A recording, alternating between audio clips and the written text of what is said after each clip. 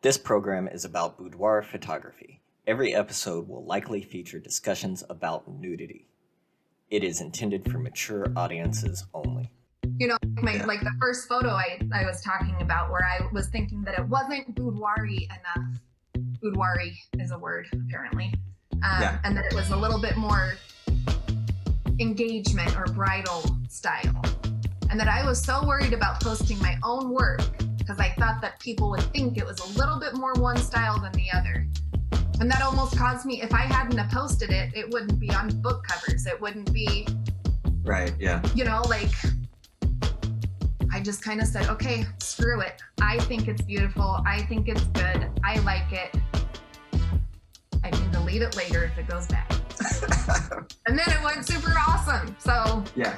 You are now listening to the Best in Boudoir podcast. In this episode, I talk with Kenzie Kessler about her experience shooting boudoir in a conservative community and finding major success with couple sessions.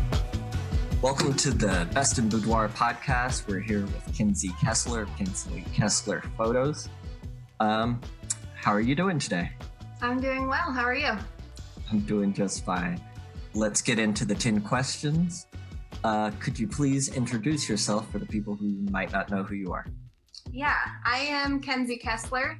I am the owner of Kenzie Kessler Photo. I'm based out of a small town in southern Utah called St. George, Utah. I am originally from Idaho, but I've been living in Utah for about 8 years now. I started my photography career 7 years ago, and I started in the boudoir industry, absolutely fell in love with it. Eventually it kind of snowballed into doing some weddings, elopements, family stuff.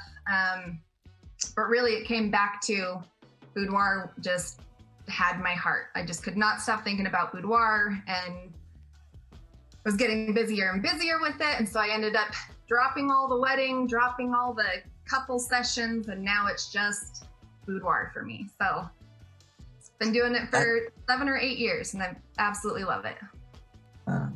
That's interesting that I think most people come at it from the other direction, from weddings and family couple photography and then boudoir. Yeah, it kind of turns into, I feel like that way you kind of start with an engagement session, then you do the wedding, and then they have, a baby or something, and then it kind of snowballs, and then they start to learn about boudoir photography. I feel like boudoir is something that a lot of people don't even really know about yet. I think it's becoming a lot more common and popular, but at least when I started, it was not nearly as popular as it is now. Yeah, I definitely agree. And so boudoir has a whole lot of definitions, and people use it for a lot of different things. What does it mean to you? I would say, to me, boudoir is like empowerment, right?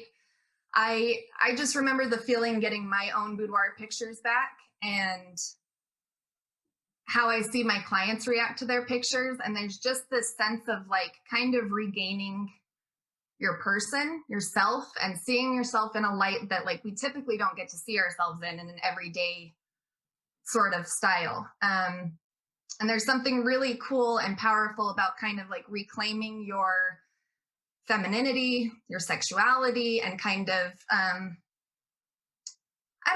feeling kind of like a model for a day, or like these hot girls that you see on social media that are like, you look at them and you're like, oh, well, I'm never going to look like that. These unrealistic standards. And so it's really fun to get your own photos back and be like, well, damn, I do look like some of those girls on the internet. Like my butt looks great. My hair looks awesome. My outfit was on point. And so I would say empowerment would be the biggest word that I use. I also think it's about growth. Kind of some self-realization as far as like, again, kind of harnessing back into the power of yourself and your body. I think a lot of women get wrapped up in marriage and jobs and having kids and tending to everyone, and they kind of put themselves on the back burner. And so when they take the time to schedule a boudoir shoot for themselves, or if their significant other schedules it for them, it's really kind of a powerful step towards wanting to, I don't know, find some more of that self-love that may have gone away, or just doing something special for yourself. And I see a lot of women kind of have that light bulb go off of like, I still got it, I'm still hot, I got this. So I absolutely love it. Yeah, I think that's a big part of boudoir too. I'm always trying to convey to people that it's more than that, and that there's that so much that, just dealing with life in general and these roles that you pick up every day of, Right. like you said, you're a spouse, a partner, a worker, or whatever, and you don't get to just be you. And get You have to be pampered for someone a day. else. Yeah. Yeah, and just kind of, and to strip it all back, Yeah. and to just be in your skivvies in front of basically a stranger who's going to be Right. taking some like possible nudes or just super hot pics. It's like intimidating for them for sure. Right. And there's so much trust that they have to come in and do that. But yeah, being able to kind of strip all the clothes back and see themselves, just them in the pictures. There's nobody, no kids hanging on to them, no distractions in the background. It's just them as they are, as a beautiful human creature, Yeah. Yeah, that's exactly right. So how did you get started? So I was a young college kid working full time, broke as can be, and I was about to be getting married, and I was doing some research on possible wedding gift ideas, and I came across boudoir books, the little black book where you can put the sexy pics in it and you give it to them as a wedding gift. But I was way too poor to be able to afford it. So my parents came down to visit me one weekend, and my mom brought their old camera. It was a Canon, the T1i. So like the first of the Rebel series. And it was just a kit lens. And I bought a $10 trigger at Best Buy. And I set the camera up and I picked out some outfits and I did my own boudoir shoot. And looking at those pictures and just getting my own pictures back, even though I did them of myself, it was really just, there was one specific where I put my foot up on a bench and I got it back and I was like, dang, my butt looks like that when I bend over to pick up laundry. Like, okay, she's not doing too bad, so then I had friends who saw the pictures and then they asked if I would do a couple of pictures of them. And so I did. And then they posted them on social media. And then as newlyweds, my husband came home one day and was like, I did it. I quit my job. Hallelujah. And I'm like, oh, great. You've got something else lined up, right? And he's like, nope, just going to figure it out. And so I'm like, oh, okay, what am I doing? And I had received a message from someone asking if I offer boudoir photos. And at the time I was like, oh no, I just did that for myself. But once he quit his job, I decided to start a Facebook page, and I got all my friends' permission to use their images. And I put them on my Facebook page. And within 72 hours, I was receiving messages. Where are you located? What do you charge? How do I book? And that was kind of like, I might be onto something. What did I just do here? And so I kind of snowballed with it. And growing up, I was always the friend taking all the pictures. I'm the one in my family who always had the camera, setting up the tripod or trying to get people to gather for things.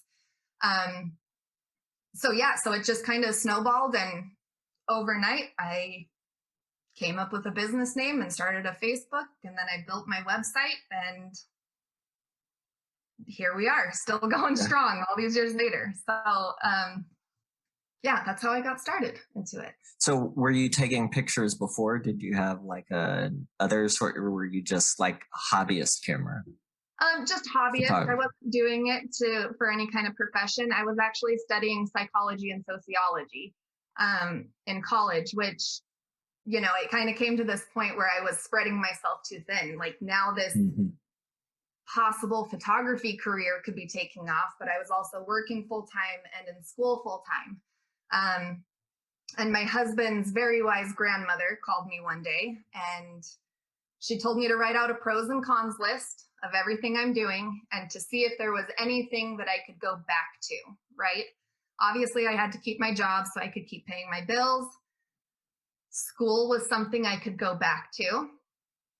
But having this like opportunity to start my business and to be where I'm at was something that like might not come around again. I might not, it might, and she was just kind of putting like instilling in me that like, this might be your sign. This might be your thing. Right. So I finished the semester of school and haven't gone back, but I have been able to apply some of the psychology into the sessions. It's a very like vulnerable, kind of intimidating thing. And so being able to read people, make them feel comfortable, at ease, safe.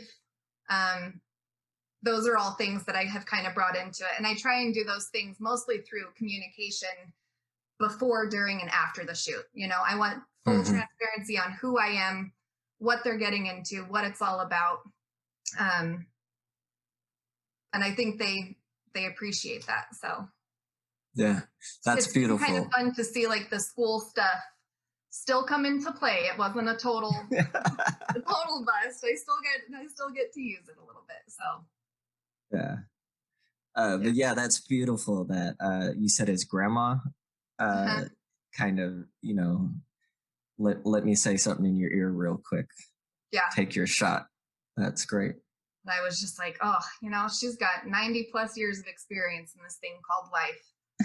Maybe I should just see for a second. And once I started making that pros and cons list, it was like, well, the lists are quite drastic. The pros are way more on the photography side than, debt, hours, all that kind of stuff. So I still have debt and a lot of hours because of the photography, but different kind of debt. Right. Those lenses don't pay for themselves. Yeah.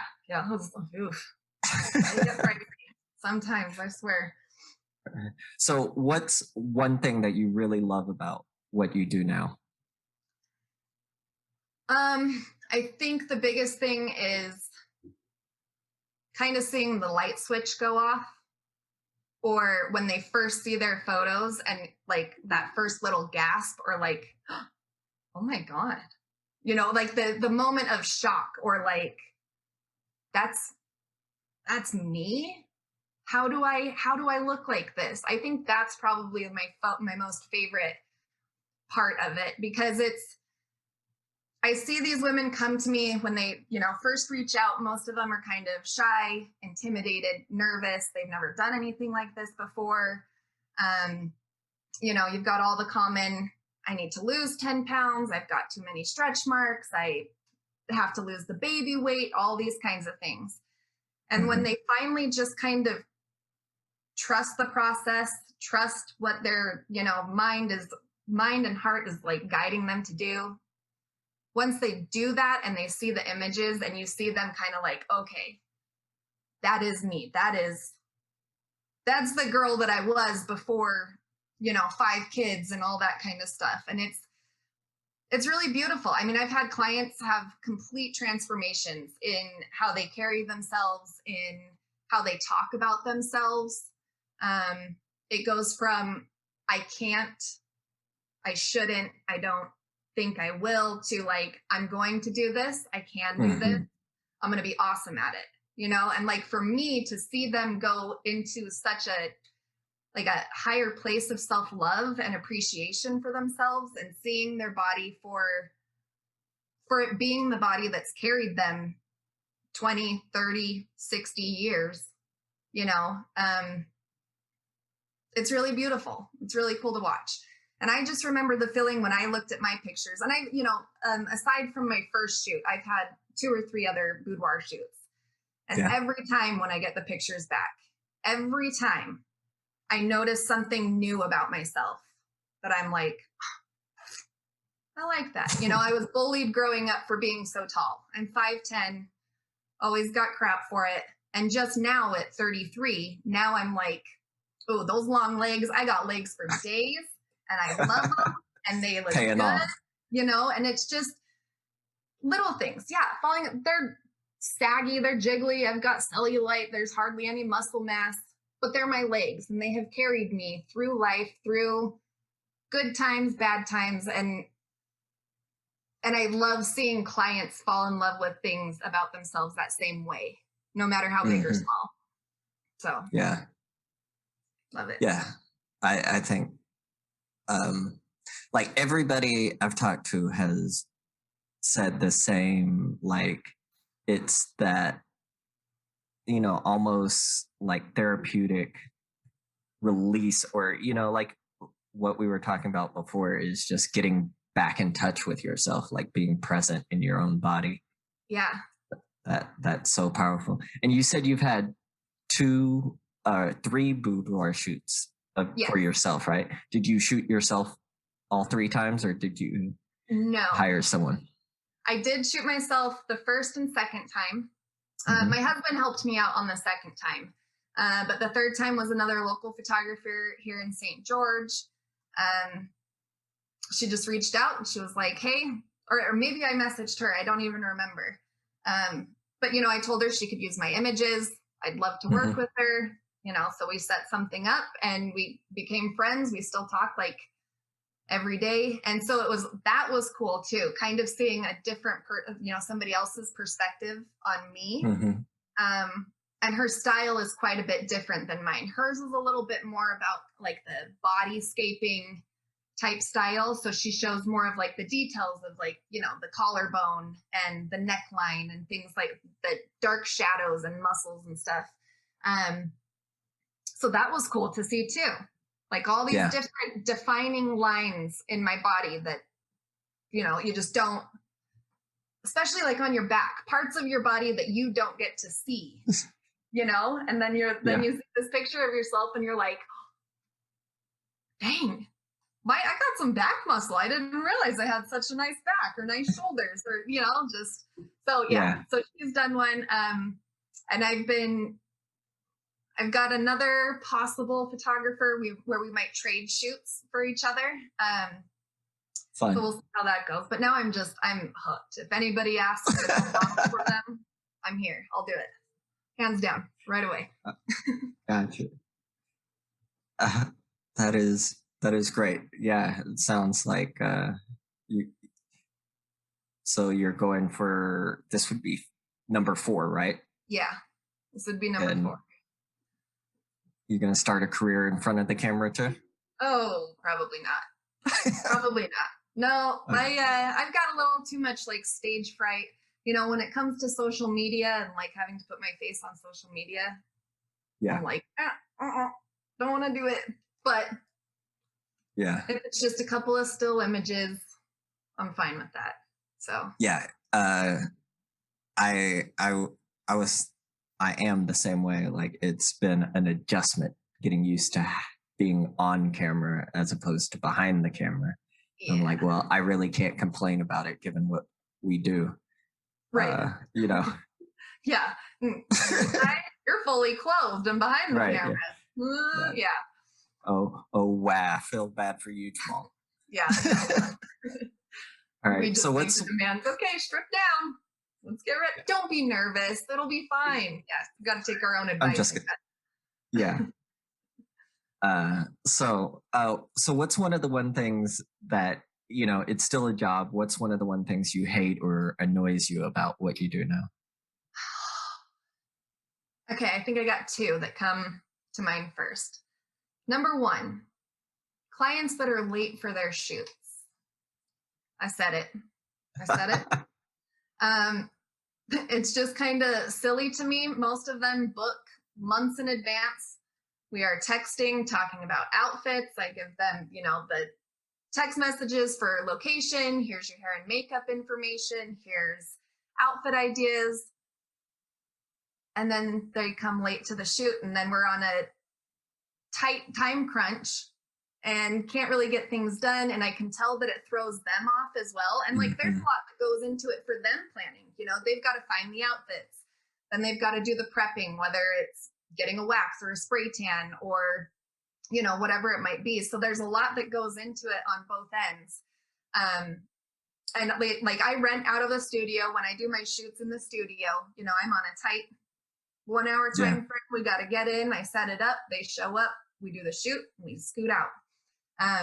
So when it's on a tight crunch like that, I'm just like, oh, how am I going to pull this together in 25 minutes versus the 50 minutes I would have had? And, because it takes them a minute to kind of collect themselves and get changed and like take a deep breath. They've met me.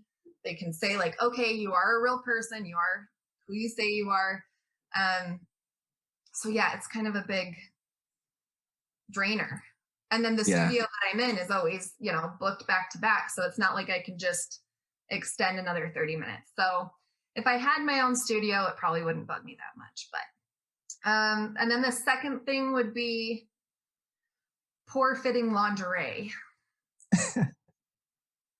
It's a tough one. And I understand that like lingerie can be super expensive. There are some websites where you can buy one bodysuit for $200. It's just wild to me. But then there's also places like Shein where you can buy a 4-piece set for $11, And so I'm like, there's opportunity in there for you to be able to buy a couple of things that fit properly. Which is kind of another big reason that I started a client closet. So I had sizes ranging from, one size fits most, extra small, up to 4XL at this point. So, because I don't want that to happen. I don't want them to bring a piece of lingerie that they, are borrowing from their cousin who's 20 pounds lighter from them, or it's their lingerie that they bought 8 years ago and it's been in the back of the drawer, because I can only edit so much and we can only adjust, straps and things like that so many times. So yeah, I wish they would take, and not all of them. The majority of my clients bring really great stuff. And most of the time, even if they do bring something that's kind of ill-fitting, they at least bring a few other options that we can pick from. But that's a tough one because it's not like tan lines, how I can blend out some tan lines and, be over it. But it's hard because I feel like the outfits can make or break a picture too. Mostly because if they aren't feeling confident and sexy in that outfit, it's all over their face. It's written all over, So having something that holds you in the right places, sucks you in the right places, accentuates everything where it should be, it just takes out so much of that guesswork and like, okay, we got to reposition over here and redo this spot. So I think those are my two biggest ones. I don't know if I have a third. Do you have one? I have lots of, but mostly, I came into photography from just kind of shooting everything and really like landscapes and street photography. And it's the scheduling. Like I dislike the back and forth. When are you free? When are you free? Oh, well, this day, that day. Just like, I enjoyed being able to just pick up my camera and hit the street. Whatever I was shooting was there. And there's no dealing with, and then, everybody's life happens and, oh, something came up. We got to move it. And then you have to do the dance again. So you got to call the makeup artist and call the studio and try and find a new date for everybody. And that's pretty annoying. It's scheduling at all is the worst part about shooting people. Yeah. Have you heard of Honeybook? I have. Okay. So client management system, and they have a whole calendar scheduler in there that will connect with your Gmail account, and people can just book it right there. So you can put in your available dates and then they can book based off of what you put on there. Yeah, I have a whole like that. I have a whole automated system now. Like I have a background in tech, and so like as a programmer, it's like if you have to do it more than twice, you write a script for it. So I wish I knew how to do that. I definitely do that, and I email out all my instructions or everything. I have scripts for that have it all automated, done for you. yes, Just goes out. Yeah, because you can miss so many different things. I've got a welcome guide, a prep guide, a couple of blogs for them to check out. So if you've got multiple clients and then you're like, wait, did I send? Oh God, I got to go back through my emails and see if I sent that one to her. Okay, I didn't. I should have sent that 2 weeks ago. Yeah, having it all automated makes it. Yeah, having a good CRM is a lifesaver. So like HoneyBook or some of the other systems out there. Yeah, got to do it. Liked it so far. All right, I accidentally skipped a question. So what is it that inspires you to do the work that you do? Like what motivates you? What gets your creative juices going? Other than just my clients and themselves, right? Because I do like a phone consultation with everybody, get to know them all a little bit, get to hear their stories. I've had some really powerful stories. I had one client that came to me right before she started chemotherapy treatment. And she brought all of her most beautiful gowns from all these cruise ships that her and her husband did. And she brought all of her jewels and stones and, rings and everything. And she wanted to capture herself in all of her glory with, her hair and everything before she started the chemo. And so that was really powerful. And she didn't, I don't think she had a very good expectancy. And so I remember her telling me that she wanted to leave her husband with photos of her looking her absolute best. So that was really powerful.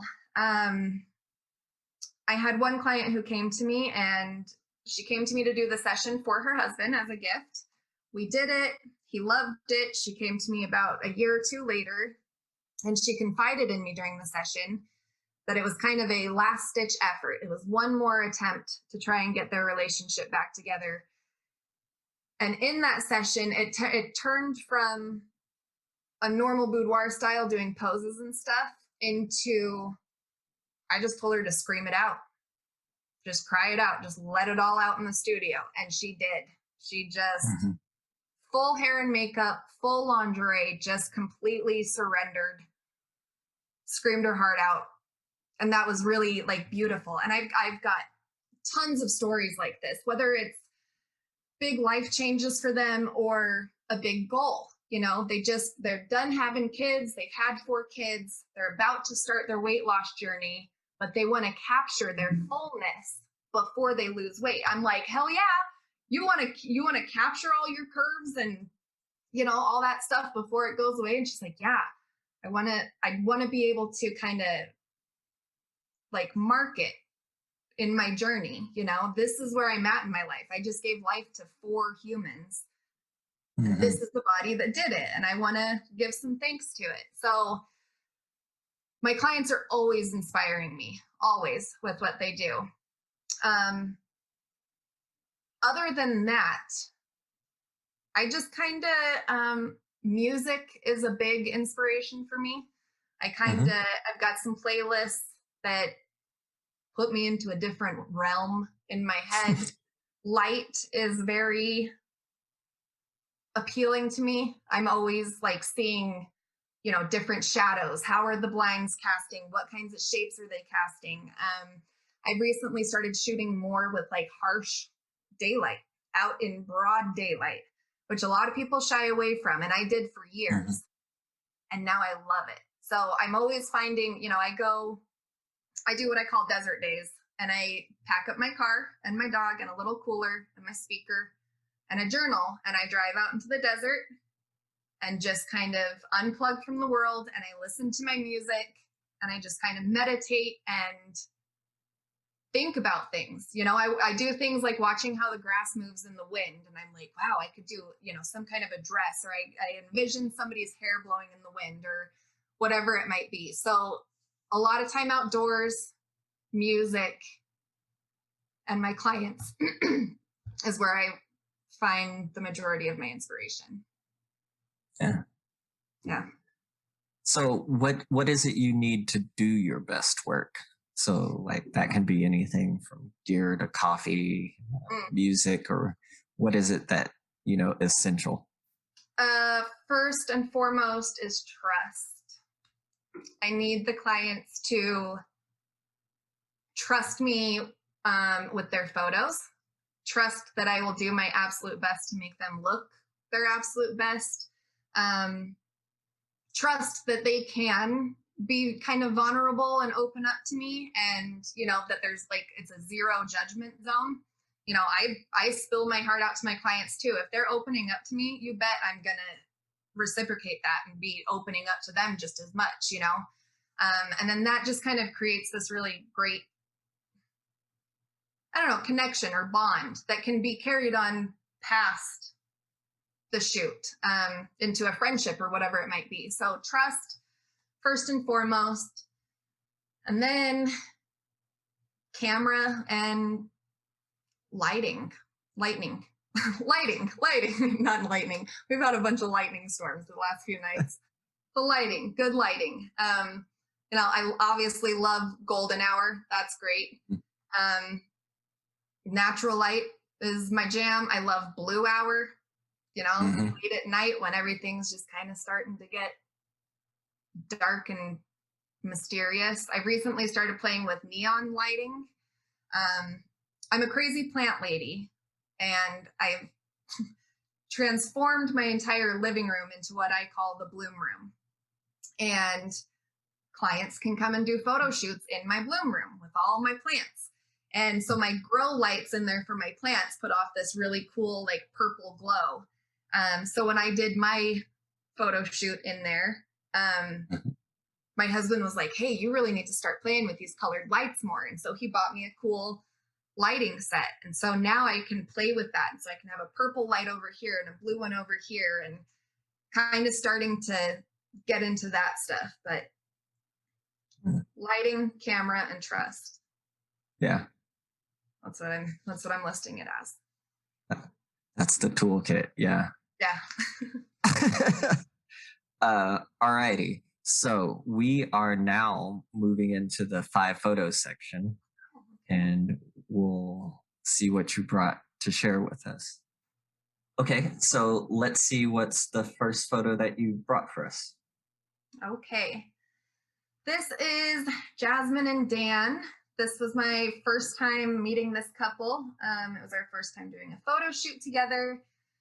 This is probably one of my favorite photos I've ever taken. I think it's my most popular photo that's ever been taken. It was March. It was about 37 degrees outside with 40-mile-an-hour winds. At the sand dunes, we couldn't hear each other. We couldn't see each other. We were freezing. We met down at the bottom of the hill and we bundled, and I was like, okay, run to the top and just start kissing. And they ran up, and I'm not kidding you. Like the wind was so hard, like I could hardly open my eyes to look through the viewfinder. And my husband was over my shoulder, like trying to block it for me. So I just kind of was like rapid firing through there. And this is how that turned out. I didn't touch her hair. The hair is totally natural. They are a real couple, Jasmine and Dan. I call them my unicorns. They know this. Yeah, so that's my first one. This one went on to, I actually have it, a romance novelist reached out to me and she put it on a book. So I've got, she actually purchased 2 images from this photo shoot for her romance novels. So pretty cool, pretty exciting. Oh, that is really exciting. And you licensed your photo. Has that happened before or since? Yeah, I actually have 3 of them that are on romance covers. Oh. They're in the shelf. Should I grab them real quick? Here it is. By Claire Contreras. There's the photo. That's book number 1. Book number 2. This photo is also from this shoot. And then This is my third cover by a different author. This is Dan and Sierra. That one was a long time ago. So, yeah, I love this photo. It's my favorite. It's my little lucky one. It's the first one that ever got purchased. I've had several people reach out, more authors asking about it, but because I already sold it to one person, that's it. Nobody else can buy it. So pretty proud of this one. Yeah, and that's the craziest thing about this is I almost didn't post it on social media. I was looking at it and I'm like, well, it's not super boudoir. It's kind of a little bit more like engagement style, maybe. And everybody was just like, just post it. Just post it. Like, what are you going to lose, you know? And I posted it and it went crazy. It still gets reposted, you know, like once a month, and it's had a long life. It's a good one. Yeah.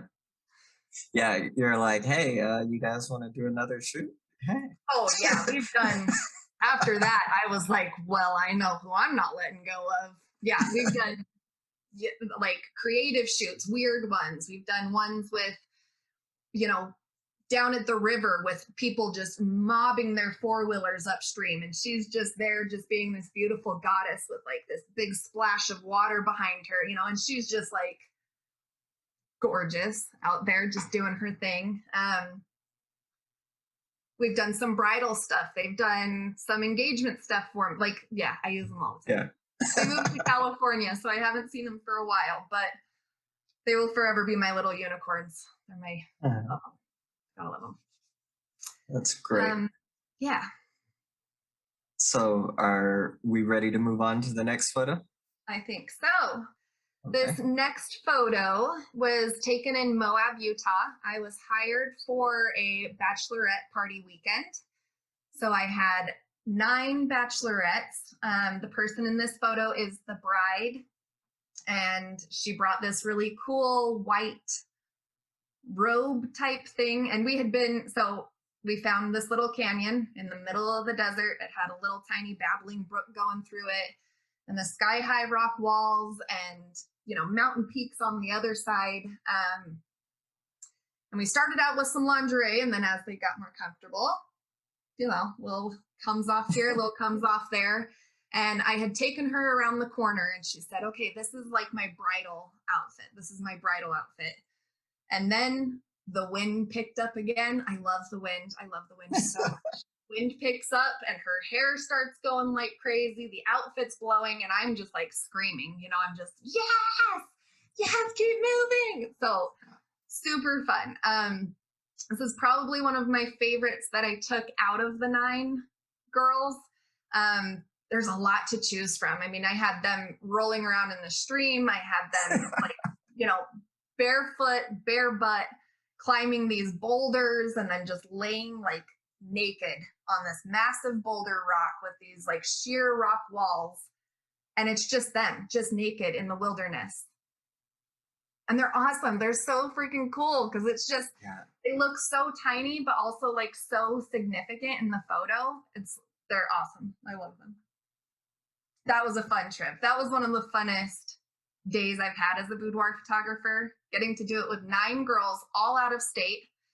They were all from Washington, Oregon, Montana, and they came and met me in southern Utah, in Moab. Yeah, that sounds like a blast.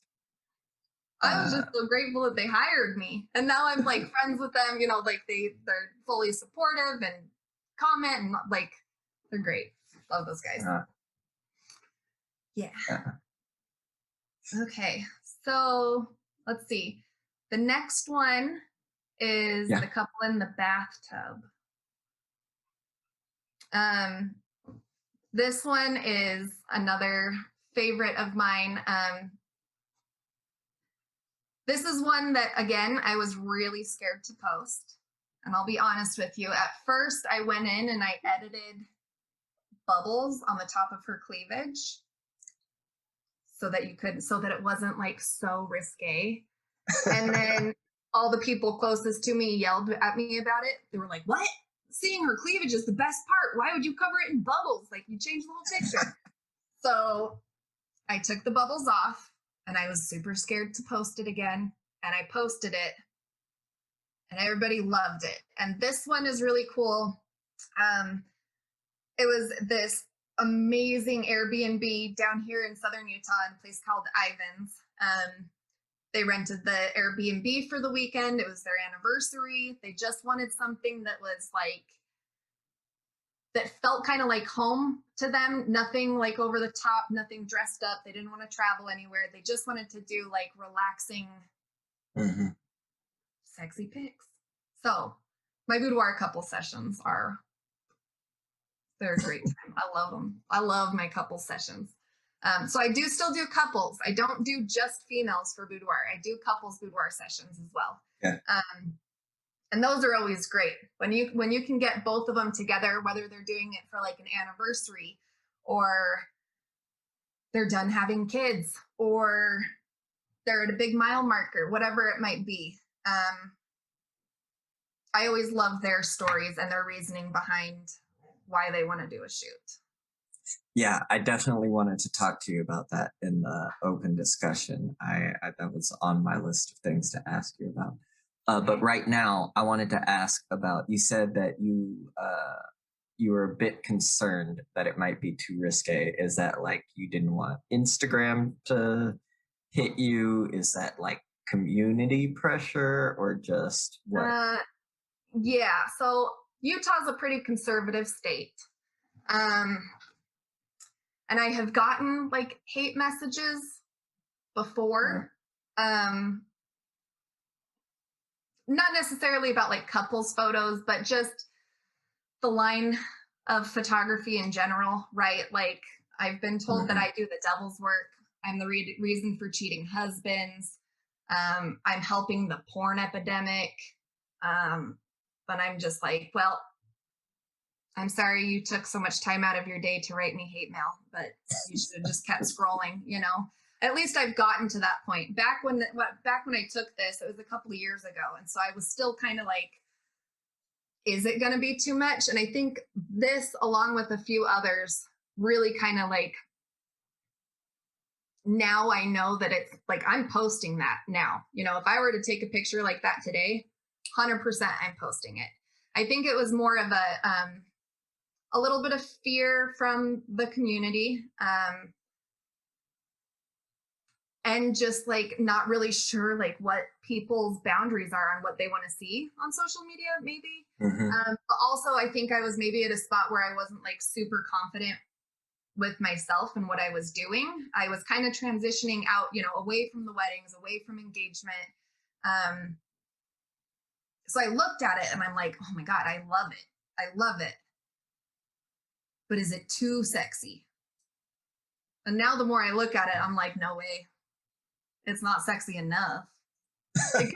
It's sexy enough, but it could be way sexier, you know? Yeah. There's the knee out the bubbles or hand on the neck. I mean, there's all sorts of ways you can make that go a different direction. But right. I think it was mostly fear of people in the community. Yeah. Kind of lashing out. Yeah, so I was going to ask. I'm over that. Ask about that. So whether, you know, Utah, like you said, has a reputation for being a bit more conservative. I didn't know if that was your experience or not. And then you said you're in a small town also, which I'm originally from a small town too. So I know how those can be. Yeah. And it's more of a retirement town too. You got a lot of people who are kind of set in their ways. You know, see a woman should act one way. But I just had to kind of have a heart to heart with myself. And, you know, I'm like, they're not my mama. They don't pay my bills. What do I care? You know, and my husband's really good about that stuff. Just, he always says, you were fine before you heard their opinion. You're going to be fine after you hear their opinion. As long as you know, don't put too much stock into it. And that's just that. These are strangers on the internet who say mean things occasionally, but that's just what they are. They're strangers. They're not in my everyday life. They're not in my circle. So I just have to just let it go. Just let it roll off. Because for every one person that I offend, there's 100 that love it. So the odds are, and they don't get to hear those stories, like you said, right, or all those moments that you were just talking about with your clients and how it impacts people. And I have a lot of husbands that set up the photo shoots for their wives. Mm-hmm. Like I have quite a few men reach out to me. Hey, this is something my wife has talked about. Hey, our anniversary is coming up. I want to book the Marriott down there and have you come do a shoot in our room. Like they're on board. The husbands love it. You know, it's nothing. I think some people kind of get in their idea thinking that like boudoir is sneaky or like it's an OnlyFans or, you know, something like that. And I'm like, let's just not. There's just a lot of, I don't know. Again, I think it's still kind of a fairly new thing that people just aren't sure what it is yet. A lot of people don't know what to call it. You know, they don't even know the word boudoir. So I think it's just kind of them being scared of the unknown, of being like, oh, is that appropriate? I think it's appropriate. I think it's fully appropriate. Yeah, and it's amazing. You're doing great work. I think we are on to the next photo, right? Yeah. Yes. So the next photo, this is one of my best friends, Kenna, in my bloom room. In this photo, she is also a new mom. I believe her baby was 10 months, 11 months old. And she was going through a lot of kind of like postpartum, you know, I've gained so much weight. My body's not what it used to be. I'm exhausted. I'm always just in sweatpants and a vomit covered shirt with my hair in a bun, you know, half asleep. And so I asked her, I was like, hey, would you be down to do a shoot in the bloom room? And she was really hesitant at first. Oh, I don't know. You don't want me on your pictures. Like, oh, I don't know if I can do it. And I'm like, Kenna, if we do them and they're awful, like we won't post a single thing. Okay. You never have to see him again. What ended up happening is that she completely fell in love with herself. And now she posts them everywhere. And she just raves about like the complete, like transformation of love for herself, you know? And she's just like, oh my God, I've always wanted a big butt. And I always just thought it looked fat, but now my butt actually looks like juicy and plump. And, you know, she could see her waist curves. And I don't edit out stretch marks, you know? And so she was able to see the stretch marks or the tiger stripes from carrying her daughter, from giving life, from, you know, all that coolness that comes with being a mother. So now she looks at these pictures and she's like, I've never thought about my stretch marks as like being beautiful, but now I look at them and I'm like, hey buds, like, thanks for, you know, keeping my stomach together and bringing my beautiful baby into this world. And so that one's just really special to me because, you know, I love my friends and I'm always trying to encourage them and push them to love themselves and be more confident and things like that. And so to see it on such a personal level and then to see her just like constantly sharing the photos and talking about her experience at the shoot. And she's just, you know, you guys got to do this. Don't be a baby. Just book it. You know, just do it. Just do it. Like booking it is the scariest part. And I think that's something that a lot of people say too, is like making the decision to actually book a shoot is like, that's the scariest part. Once you're booked, you're like, okay, well, I guess I'm in it now. I've already, you know, paid the deposit. Here we go. But then once they like meet me and kind of see how things work and stuff like that, then they're like, oh, okay, I can breathe. This is fun. We're good. Yeah. Yeah. So yeah, I think that Boudoir is amazing for that. Like you said, that that celebration of who you are just at that moment. Like, you know, as you get older, you realize that, you know, the body you had 5 years ago, the body you have now are not the same. And 5 years from now, it's not going to be the same again. And so, you know, it's it's amazing to have those photos to be like, at XYZ date, this was me, the real me, like you said, stripped down, Mm-hmm. no artifice, just this Well, was and me. maybe you're like totally ripped in that picture from 5 years ago, and maybe you're 15 pounds heavier now. But people find themselves being happier in this Yeah. 15-pound over, right? And there's just some kind of connection where they're finding like, okay, those 15 extra pounds aren't bad. I just needed to like fall in love. I just needed to learn how to love these extra 15 pounds. How did why do it, whatever it might be, whether it's but just to have like those markers of like here, now I've got my photos from 8 years ago when I was about to get married, right? So I've got them then. I've got them from 3 years ago. I've got them from this year. I've got them from 6 months ago. And just kind of seeing the progression and, like I said, falling in love with something new each time. Mm-hmm. Like a new, yeah. And like you said, it's not like a good or bad change. Maybe you gained weight or lost weight, or people.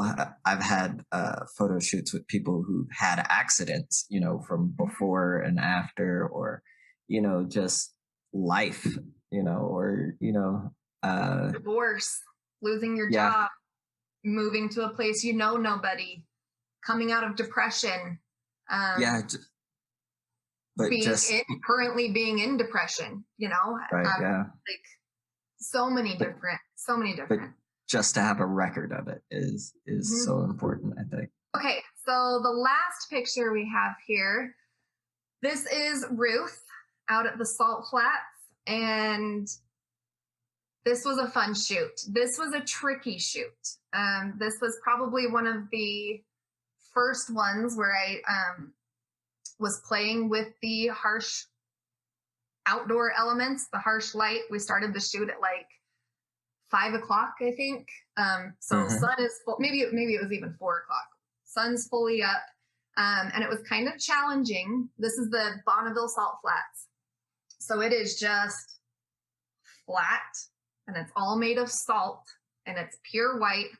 So there was nothing to prop her up against. There was nothing for her to lean against, nothing to, no bed to climb on, no chair to hang on or anything like that. So it was challenging, but so good. It was so good.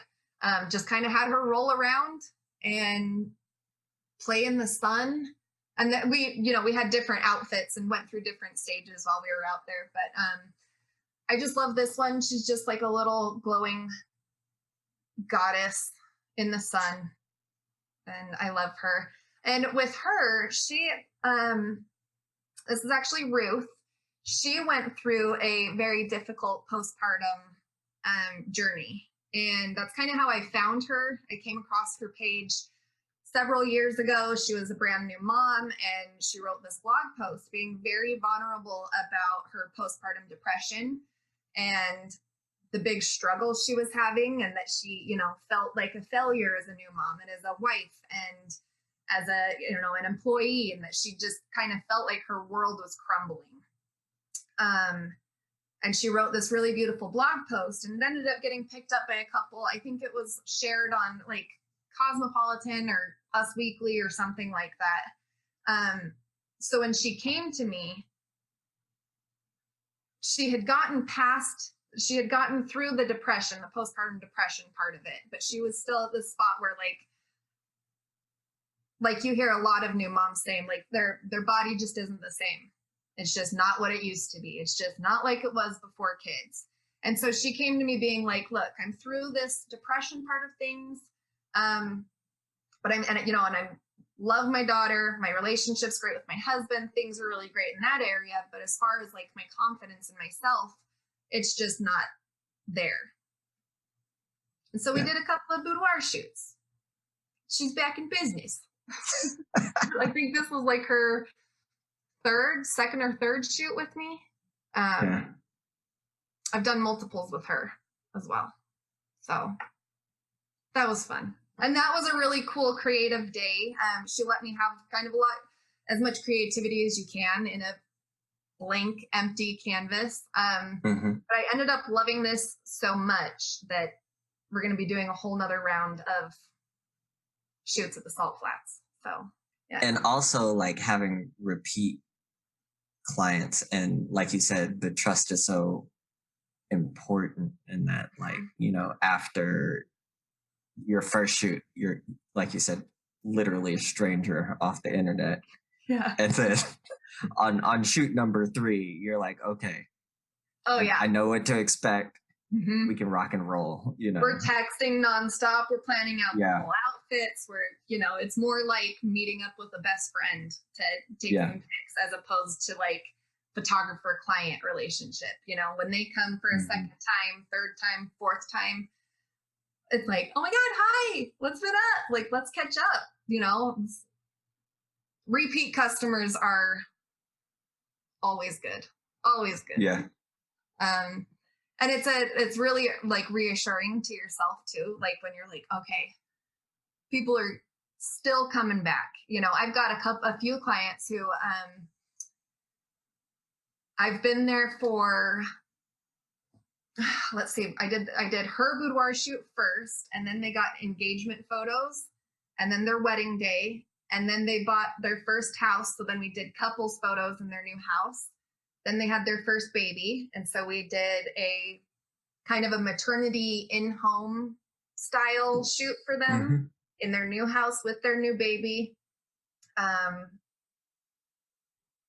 then another boudoir. So like 6 photo shoots. And I've got a few couples like that where I've been there for like these big mile markers. And it's because we build this, you know, relationship and bond and trust, and like, and we get to be creative together. Like I love when my clients bring in some of their own ideas, or if they're like, oh, I really want to do something with water, or can we do something with a bathtub?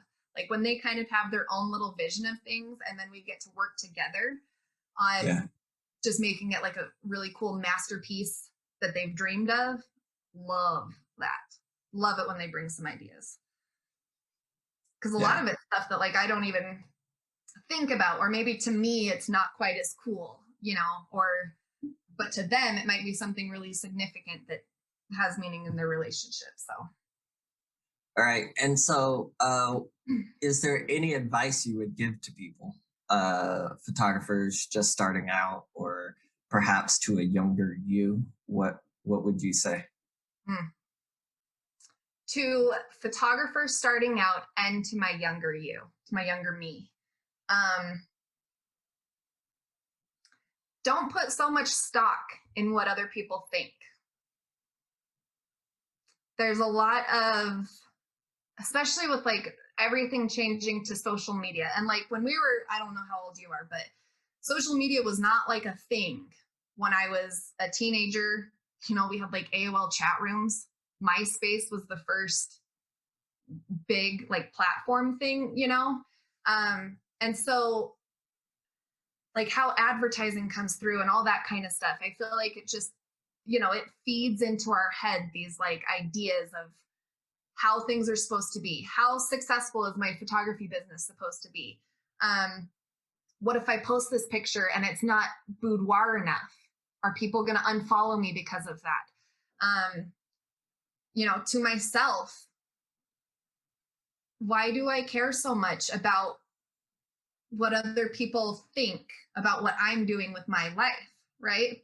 And the flip side to that, though, is that I kind of make up these situations in my head that haven't actually happened. So I kind of like future trip about the response that I'm going to get from people, where, you know, I'll think to myself, if I post this picture, I'm going to get hate messages. I'm going to get the comments. When in reality, it's never happened before. Like, you know, like I'm putting these ideas in my head, like I can't do this, I shouldn't do that. What if A, B, and C? When really you just kind of got to follow your gut, follow what feels good, what makes you feel empowered, what makes you feel desired, strong, secure in yourself, proud of yourself. That's a big one that I hear from clients too, is that they're proud of themselves for doing the shoot. Yeah. And that I'm like, honey, if I can make you proud of yourself, I'm doing my damn job. Like, yes, you know? So yeah, don't put so much stock in other people and their opinions. And, you know, also just remember that social media is a highlight reel. It's not real everyday life. These are just fragments of people's life, and people tend to only post the best, you know, where the lighting is perfect and the angle's just right and the hair looks good, versus dumpy and frumpy on a Sunday morning, you know, just a cute Sunday selfie with your messy bun and your coffee. And I feel like I don't know, equally as beautiful, but I wish people would just embrace more of their own inner beauty, you know, what they already hold within themselves, instead of needing to, or thinking or feeling like they need to adjust to be more of like the social norm, whatever that is. That's always a fun thing to try and figure out, like what is normal, and using these words like ideal, normal, right? Using words like that are like, I think, detrimental, because what is normal? What is ideal? You know, and I mean, that differs by country, culture, so many things, you know. I'm just, don't put so much. I've yet to meet a normal person. Right. What is normal? They might look normal on the surface, but you know, you don't know what's happening inside, and which is, you know, give kindness, support, uplift other people in your community. And like, if you start uplifting other people and supporting and encouraging and motivating others, it comes right back to you. And then you start to feel yourself kind of climbing this ladder of like, I am worthy, I am good, I am beautiful, I fit my standards, I fit, you know, whatever it might be. And they start kind of going down, you know, climbing up that chain of like, I'm good. I'm good just as I am. I am perfect, beautiful, got it all where it needs to be. Because seriously, who are these people? You know, like seriously, didn't know them before their comment. I'm not going to know them after. Right. And like you said on Instagram, you don't get to see the 65 other photos that they didn't pick. Right. It's just that one. I mean, even just me trying to record a story for Instagram, that takes 15 takes. Just for me to say, hey, I'm going to be doing a sale, you know, that 15 rounds of that. And because I overanalyze it, I start to think like, oh, my hair looks messy, or the background was messy, or my shirt has, you know, is like a little bit wrinkled. Are people going to think that I'm not professional if I'm not sitting at my desk, you know? And the fact of it is, no one really cares. If you are showing up and being authentic and genuine and helpful and coming from a place of love, nobody cares what you look like. And honestly, a lot of them like appreciate you kind of looking like a hot mess. You know, it's more like realistic. I mean, if it weren't for this, I wouldn't have gotten all done up and stuff today, because I'm just going to be here in my office. But you know, those, that whole, the amount of effort I put into looking great for my 5 Twitter followers or whatever. Right. It's like nobody's going to see it. Why are you? And even if they do, that's the last thing that they're going to be thinking about. Even if 100 people find it. The last thing they're going to be thinking about is, you know what, this guy could have put in 10 more minutes this morning to.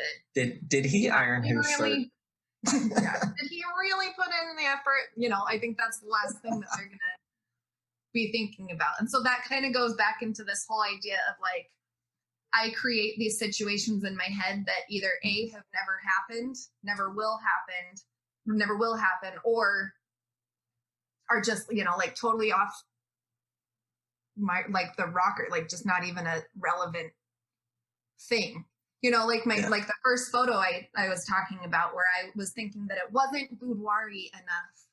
Boudoir-y is a word, apparently. And that it was a little bit more engagement or bridal style. And that I was so worried about posting my own work because I thought that people would think it was a little bit more one style than the other. And that almost caused me, if I hadn't have posted it, it wouldn't be on book covers. It wouldn't be, right. Yeah. like, I just kind of said, okay, screw it. I think it's beautiful. I think it's good. I like it. I can delete it later if it goes bad. And then it went super awesome. So yeah, you just got to get out of your own way sometimes. Yeah, you just never know. I mean, kind of like this. So for 2021, I didn't do a New Year's resolution, but I gave myself a phrase. And my phrase for 2021 is be bold. Mm-hmm. So like when I saw your page come up and the podcast, and I was like, oh, no, I can't do it. It would be cool. No, I'm not. I'm not made for being on screen. I'm not good at interviews. I don't think I'm going to do it. And then I was like, or I can just be bold. Yeah. I can try it and just see how it goes. What have I got to lose? I could probably ask you to delete it. I think, I don't know, but no. So far it's not going too bad. It's just kind of, and like taking that little leap of faith in myself and being like, okay, I think that I'm bad at public speaking and being in front of the camera and stuff like that. But what if I do say something that helps somebody or encourages them or makes them feel included or supported? That would be more worth it than me like stumbling over my words and, getting embarrassed for a second. So be bold. Yeah. Do it. Yeah. I think that's an amazing, like you said, not really a resolution, but a commitment to And it's kind of fun because when things come up like this, like the Moab session with 9 girls, I'm like, I can't do it. How do I photograph 9 girls in one day? One day. I don't know if I can do it. I don't know. It's a lot of work. I got to travel there. I don't know if I'm so good out in the harsh light. What if and start going down this whole like what if train. And so when I start getting into those spots when I start getting into those spots, that's when I say to myself, be bold, Kens. Be bold. Just see what happens. It could be a total disaster by the time we get there. But if I do everything right on my end, if I do my job as I'm supposed to and get there, then it won't go bad. And then it was fantastic. It was one of the best. Like I was sobbing at the end of that day because it was so fun. I had made 9 new best friends. I mean, we were hugging each other and like, oh my God, come back to our hot tub. Come here, come have some drinks. I'm just like, oh, I made so many friends. It's so fun. But because I was a little bit more bold. Nice. Who knows what 2022's phrase is going to be? For the final question, where can people see more of your work, or is there anything else you'd like to promote or talk about? So you can find me on Instagram, Kenzie Kessler Photo. I also have a private Facebook group, which is Bashful Boudoir by Kenzie Kessler Photo. I can send you maybe a link for that or something. And that private Facebook group is filled with women who are past, current, future clients.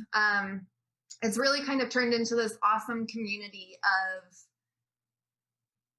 like women just motivating each other, and they've started building their own little friendships and their own little inside jokes with each other. And, for my current clients, they hop on and they're like, hey guys, I'm doing my shoot with Kenzie.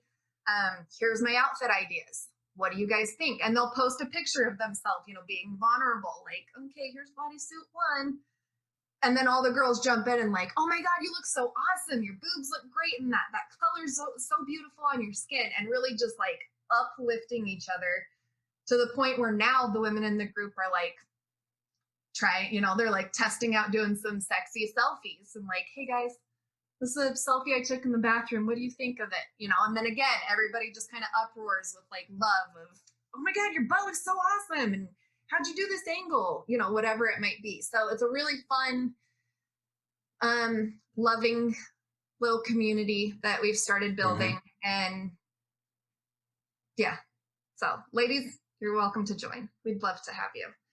And then lastly, I am doing another round of photo shoots out at the Salt Flats, the Bonneville Salt Flats again, coming up in September 10th and 11th of 2021. We will be going to the Bonneville Salt Flats. I have my hair and makeup artist, who I absolutely love, Lexi Harker Beauty.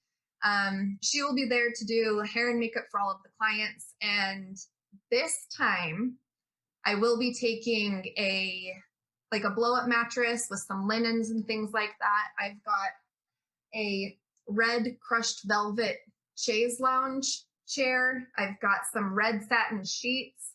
I've got so many fun, cool things. I'm like making this making kind of like a stage, if you will, or building a bedroom on the Salt Flats. So that's going to be cool. So now it'll be the flat white salt ground with the flat background, and then just my client on a bed or just standing there like nude with the sheets, or I just, all the ideas are, I'm having all the pictures flashing in my head right now of all the things I want to get. So super excited about that. It'll be fun to kind of have it set up as more of like a bedroom type vibe out there. But I've got cool things like, everybody gets to use my client closet too. And so I've got things like some cool crown pieces and like a leather face mask with these bunny ears on it, and some, BDSM type strappy leather chokery stuff. So like fun things that for clients that like normally wouldn't buy those things for themselves, they see a leather mask and they're like, okay, it's a little too kink for me. But then when they see the mask, I'm telling you got to put one of these masks on. It makes you feel some type of way. You're just like, you turn into a totally different person. No joke. So I offer those things so that those guys don't have to be like embarrassed or whatever buying it, but they can come and kind of like let out a little bit of alter ego type something. My husband even put it on and he was like, I don't know what it is about this. It makes me feel some type of way. And I'm like, he was just walking. I think I came around the corner and he was in the fridge and he just looked at me with the bunny ears. What's up? I'm like, okay, well, that's amazing. Buy another one of those.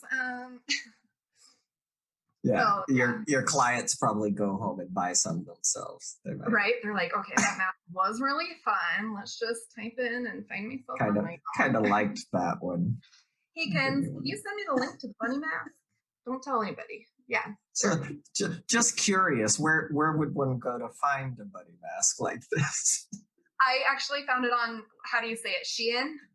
Yeah. It was like $7. Nice. And I'd buy it again. I might buy another one. They have a few different styles. They do have a bit of a variety. So, but yeah, that place is great. Shein's awesome. Yeah. Hey, I'd like to take a second to remind you to like and subscribe to our channel on YouTube. That really is the best place to experience these interviews. If you're listening to this on one of the audio-only platforms, you can still see the images on bestinboudoir.com.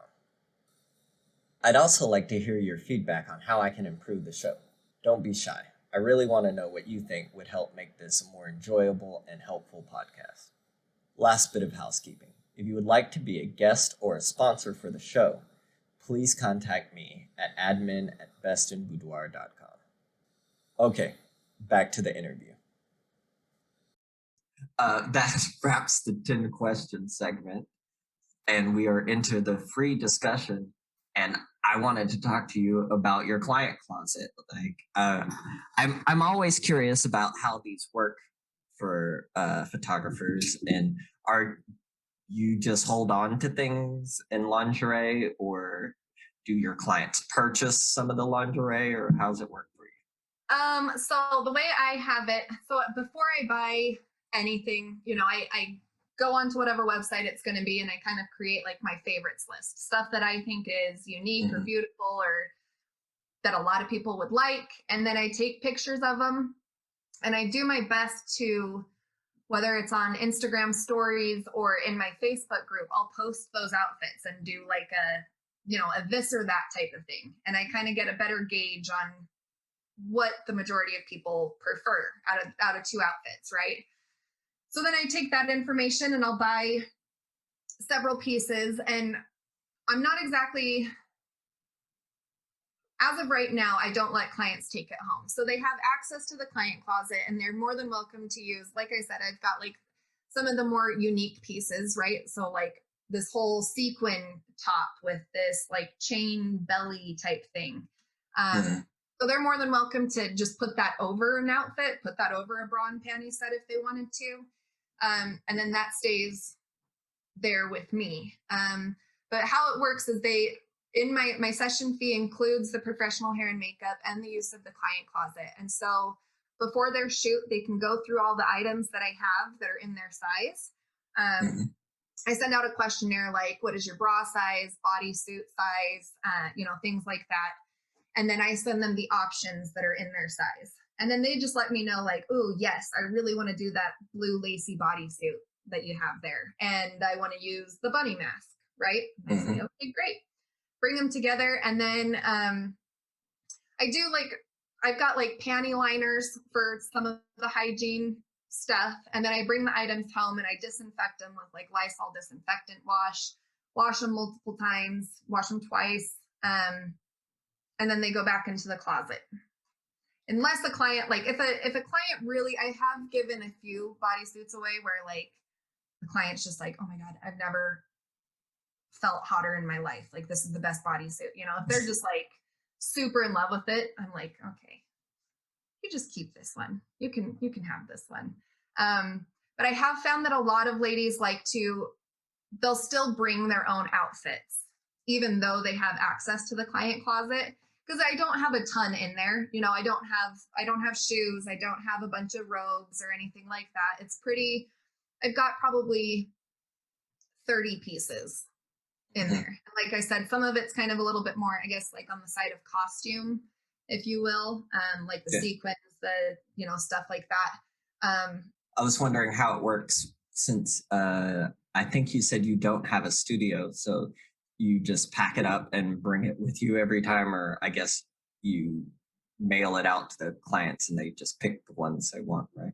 Yeah. So when they book with me, and then I get the questionnaire back from them on their sizes, and then I just have pictures of each outfit, and so then I send that over to them, and I say, hey, here's what I have in your client in your size in my client closet. Let me know if you like any of these, right? And then they'll say, oh yeah, bring number 1, 3, 5, and 9, right? Mhm. And so then I just grab those pieces, and that's all I take to the studio with me. So I only take the pieces that they like specifically ask for. I show them all of what I've got, but then they just tell me exactly what ones they want. And so then that cuts down a lot on hauling a whole bunch of stuff and moving it back and forth. Mhm. Yeah, cuts down on that for sure. I would love to have my own studio so I could just have like a closet with all the things, all the shoes, the jewelry, the furry robes, the angel wings, the everything. someday, And, someday I'll get there.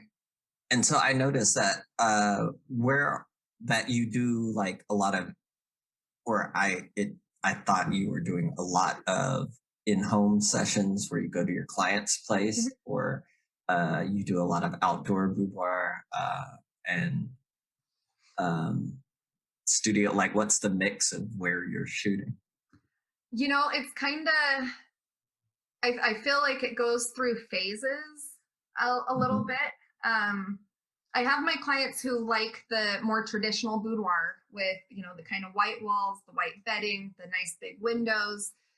So like on my website, I give people the options. I give them the options to do it in the bloom room, in the studio, or in their home / Airbnb, whatever it might be. I have a lot of clients that drive. They travel down to me 4 hours, 2 hours from that direction. And so they come down here and they'll make it like a little staycation for the weekend. And so if they do that, for instance, on Saturday, we have this cute Marriott boutique hotel downtown, and it's got this great clawfoot bathtub. Oh, the one that you posted yesterday of mine, where she's over the edge of the bathtub. I'll be in that bathroom tomorrow. That bathtub shot was what sold them on booking the hotel, because they were like, oh, bubble bath. I'm like, yeah, no. So sometimes they'll come to me thinking like, oh, okay, we're going to do it in the studio. And then once I let them know what the options are, like, hey, I'm down to roll in the sand. I'm down to climb on rocks. I'm down to find a sweet spot in the river. Then they're like, oh, well, outdoor sounds kind of cool. I didn't know outdoor was an option. And I've noticed like in my clients recently, a lot of stuff has been outdoor style shoots. I've got 2 more this month that will be outdoor. But I'm here for it. I'm like, okay, well, it's not really like traditionally what people think when they think doing a boudoir shoot. You know, I think a lot of people have in their head like a cool studio. They love when I offer up that we can do it in the comfort of your own home, right? Because to me, that's like where you guys are safe. You've got all your things there. If you forget to put your lipstick on, you can just run to the bathroom real quick and grab it, you know? But those are also really like sweet. I don't know, so I've had an in-home session done by Chewy Photo. Do you know Chewy by chance? I think so. He's known as the King of Steam. Maybe there's too many accounts. Yeah, you'll have to check him out sometime. But he's a huge inspiration of mine. He's amazing. But he did a session of my husband and I in the house in our home, and so it was fun to be able to like pull our dogs into the picture. And now we get to look back on these photos. Even when we move out of this house, we get to look back and say like, oh, that was a good bedroom, or, you know, man, we had a good living room. Look how cute we are, just snuggled up as a family on the couch. Like we are on a normal, you know, weekend. It wasn't as, I feel like you don't feel as like on stage, if that makes sense. It just adds like another level of comfort for them. And especially because my men are usually like, I'm not doing the shoot. I'm not taking my shirt off. I'll do the shoot if I can be fully clothed. Right. And then again, once they kind of get to know me and know that I'm not a scary, like weirdo, then slowly they're like, all right, I'll take the shirt off, but the pants stay on. And then by the end of it, I'll have them both butt naked in the shower. And everybody's happy. Yeah. So, yeah, love being able to offer it in different places. And I feel like it kind of keeps me on my toes and kind of keeps me creative, right? Like changing up these rooms and the environment, the lighting conditions. If it's windy, if there's no wind, which is the worst. I hate when there's no wind. But it's challenging for me to have to, instead of going from like cookie cutter every day in the studio, bed goes here, move her to this corner, you know, kind of having that routine. Yeah, keeps me motivated, I guess, and always looking for different ways to set people up. Yeah. It's challenging. I like it. Yeah, it keeps it fresh. Yeah. Yeah, it's not the same thing every day. And everybody wants something different. Even if I take them to the same river spot, they all bring something different that they want to do at the river. Right? Yeah. So then that makes it cool in its own. So yeah. So do you have a preference for like outdoor versus indoor versus anything else? Not really. I mean, I love them. Okay, again, if there's wind, then outdoor is my preference. Yeah. I think. I don't know. It's hard because they give off different vibes, right? I feel like a boudoir shoot in the studio with your little, you know, the bed, the headboard, the pillows, that puts off kind of more of a, like an intimate type of vibe, I feel like, whereas outdoors is kind of, it's a little bit more adventurous. I feel like my first 10 clients usually do in studio. And then for their second shoot, by the time they know me and like know that I'll find us like a secret spot, then they're like, oh, okay, let's take this party outdoors. I don't care if somebody, if I flash somebody on accident, like, let's do it, because then they're like, oh, I've seen what Kenzie can do indoors and I've seen her stuff outdoors. Like, what can she do with me outdoors now? Yeah. So I don't know. That's a hard one. I don't know if I prefer one over the other because they're just totally different. And do you travel around a lot? It seems like you're in lots of different locations. And like you said, for the bachelorette party, you went somewhere? Yeah. I went to Moab, which is a 6-hour drive. Took my husband and dog with me. So we just loaded up the car and drove down there for the weekend. And yeah, I do travel quite a bit. My husband's from the East Coast, and so we go out there and see his family sometimes. And so like when we're in like DC, Baltimore area, I always advertise that I'm there. I'll be in Denver in a couple of months. I'll be up in Salt Lake. I will be in Idaho. So anytime that I go to these places, I'm always like in my Facebook group too. I always have my dates for the next locations that I'll be at. So then people might see their name. They'll, oh, she's coming to Denver. This might be my chance to do a shoot with her. And then they'll message and then we'll set something up. And usually for my like out of town sessions, I feel like people out of town tend to go more towards doing outdoor sessions. So like in Denver, I've got somebody that wants to do it at the Red Rock Amphitheater. And I'm like, I don't know if we legally can, but I like where we're going with this. Let's try and find something that looks like Red Rock, but there won't be thousands of people there and we'll get a public nudity charge, let's so yeah, I do travel quite a bit, especially after 2020, not going anywhere or doing anything. Now it's like, okay, let's start getting back out there and doing things. I'm a 4-hour drive from Salt Lake City and 2.5-hour drive to Las Vegas. So that brings up, I have a lot of people traveling to me from those locations. Because the town I'm in is it's pretty cool. It's very much into outdoorsy stuff like that. So everybody comes here they just make a weekend out of it.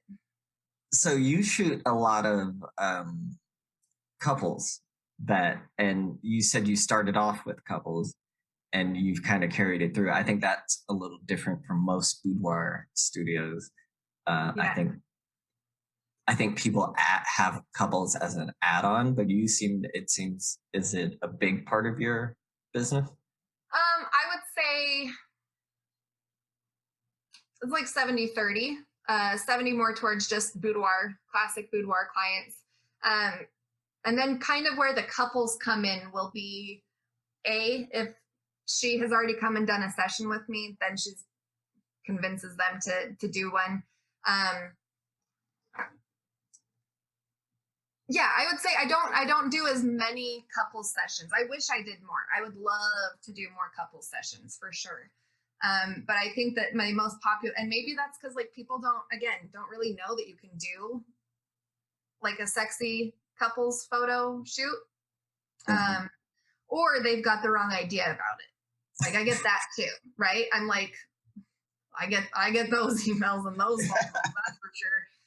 Where I'm like, yeah, not that kind of couple session. You're going to need to go to Vegas for that. Seriously. So I don't think that many people know about it, but once they do, they're like, oh, well, cool. I want us to be like, the super hotties on magazine covers.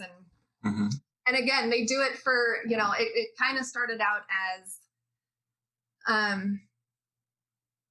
like a couple session, like an engagement session, right? And then she did a boudoir shoot with me. And then she was like, oh, well, we just moved into our first house. Will you come and do an in-home session with us? And then by that point, he had already, the husband had already kind of gotten to know me and knows my personality. And I had some, like funky ideas I wanted to play around with, lighting or whatever it was, a sheer fabric, who even knows anymore. And yeah, so then he was like, all right, let's do this, give him a couple of shots, let it sink in for a minute, and then we're off to the races. So yeah, I wish I did do more. I still, I mean, I just need people to book them. I just need people to book the sessions. I still 100% do them. I absolutely do them. One thing I've noticed a lot of people doing too is they'll start it as a couple session, and then they always request for like individuals of them, which I think is great too. So I've got one coming up at the end of the month. We'll be going to the river, and it's this couple who has done like this whole weight loss journey with each other. And, I think she's had 6 kids. So now they're like both super fit. They took a lot of time and dedication to like really put focus on their health. And so we're going to do it as a session for the 2 of them. But then they also requested to have like individual photos of them just looking awesome. Right. And I'm like, yeah, okay, I'm totally here for that. So I do have clients do that where they kind of mix it in. But yeah, I'd love to do more steamy couple sessions. They're fun. So in this one, you're going to do like the guy's going to get solo photos too? Uh-huh. Yep. Do you do solo boudoir or men's boudoir? Boudoir? Yeah. I do. I haven't had any legitimate, let's say that. I haven't had any legitimate men reach out for a boudoir shoot or a boudoir. That sounds like a story. Well, the email just always starts out as like, hey, I'd love more information. And I'm like, yeah, sure. And I give them all the standard information. Here's where I'm at. Here's what I offer. And then it always turns into like I don't know if I can even say this on here, but sure. Like, can I bring my butt plugs with my foxtail? Can I, I'm going to need you to tie me up into bondage positions and choke me out. And then I had one guy tell me that he wanted me to like rip up the Bible and like completely like, yeah, I mean, it's gotten weird. It's gotten weird a couple of times to the point where now I can kind of like, I can sniff it out in the email pretty early on, I'm like, no, I don't. Yeah, I got a few of those. The butt plug one was going to be a trip into the woods to an A-frame cabin, just me and the couple. And my husband was like, Kenz, that is the setup of a horror movie. Do not go to that cabin. I'm like, what? They're going to pay. He's like, no, don't. But they already put down the deposit. And not that I'm against any of that kind of stuff, right? But like in Utah, there are boundaries and there are different things. It's borderline like pornographic at that point, And I know that there's like fantastic photographers that do kink boudoir and all that kind of bondage and all that kind of stuff. But then I wonder, I'm like, what about my website? Makes people think that we're just going from 2 to 10, that we are just there because I can't figure it out. I'm like, I don't have no phrasing, no photos that demonstrate. I don't know where they're. But I think 9 times out of 10, they're just somebody like just trying to be funny. Yeah. Uh-huh. I thought it's funny. It was funny to me. When it's happening in the moment, you're kind of like, huh? Like what is happening? But then looking back, I'm just like, man, I have gotten some. Oh, yeah. Yeah. One time I was emailed. I even got him on the phone and we talked, and he was the husband of the. What is it? The mission, something like the mission president or some bigwig within the church. And this guy's like, look, we're having this this whole gathering and we're going to be doing a raffle. And we thought that it would be cool to raffle off some of your photo shoot packages. And I'm like, oh my God, yeah, this is awesome. Great idea. And then the questions start to turn into like, am I a swinger? Am I satisfied? Like really graphic questions where I was like, I just put them on speaker and I'm like waving my husband. I'm like, come here. And my husband just like, he's like, keep them going, keep talking to them, answer this stuff, just mess with them, So it was to the point where the guy was like, actually, we'd like you to come and raffle off the photo shoots. And I'm like, okay. And he goes, bring your husband. You guys can pick partners for each other, can watch. And I'm just like, no. When I get off the phone, my husband's like, just triple your prices real quick. Send him a bid, triple the cost. Tell him you're not going to be able to make it. They can raffle it off without you. Done deal. And I'm like, oh my God, I don't, like, is this real?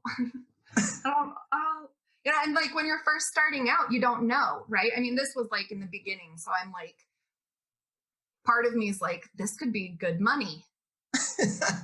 The other part's like, I could buy a lens. Where are my morals and ethics and values? Is it pushing my own boundaries or is money more, like, what do I do? And then of course you never hear from them again. So there's that. Yeah, I've had some doozies. It sounds like you get all the good emails.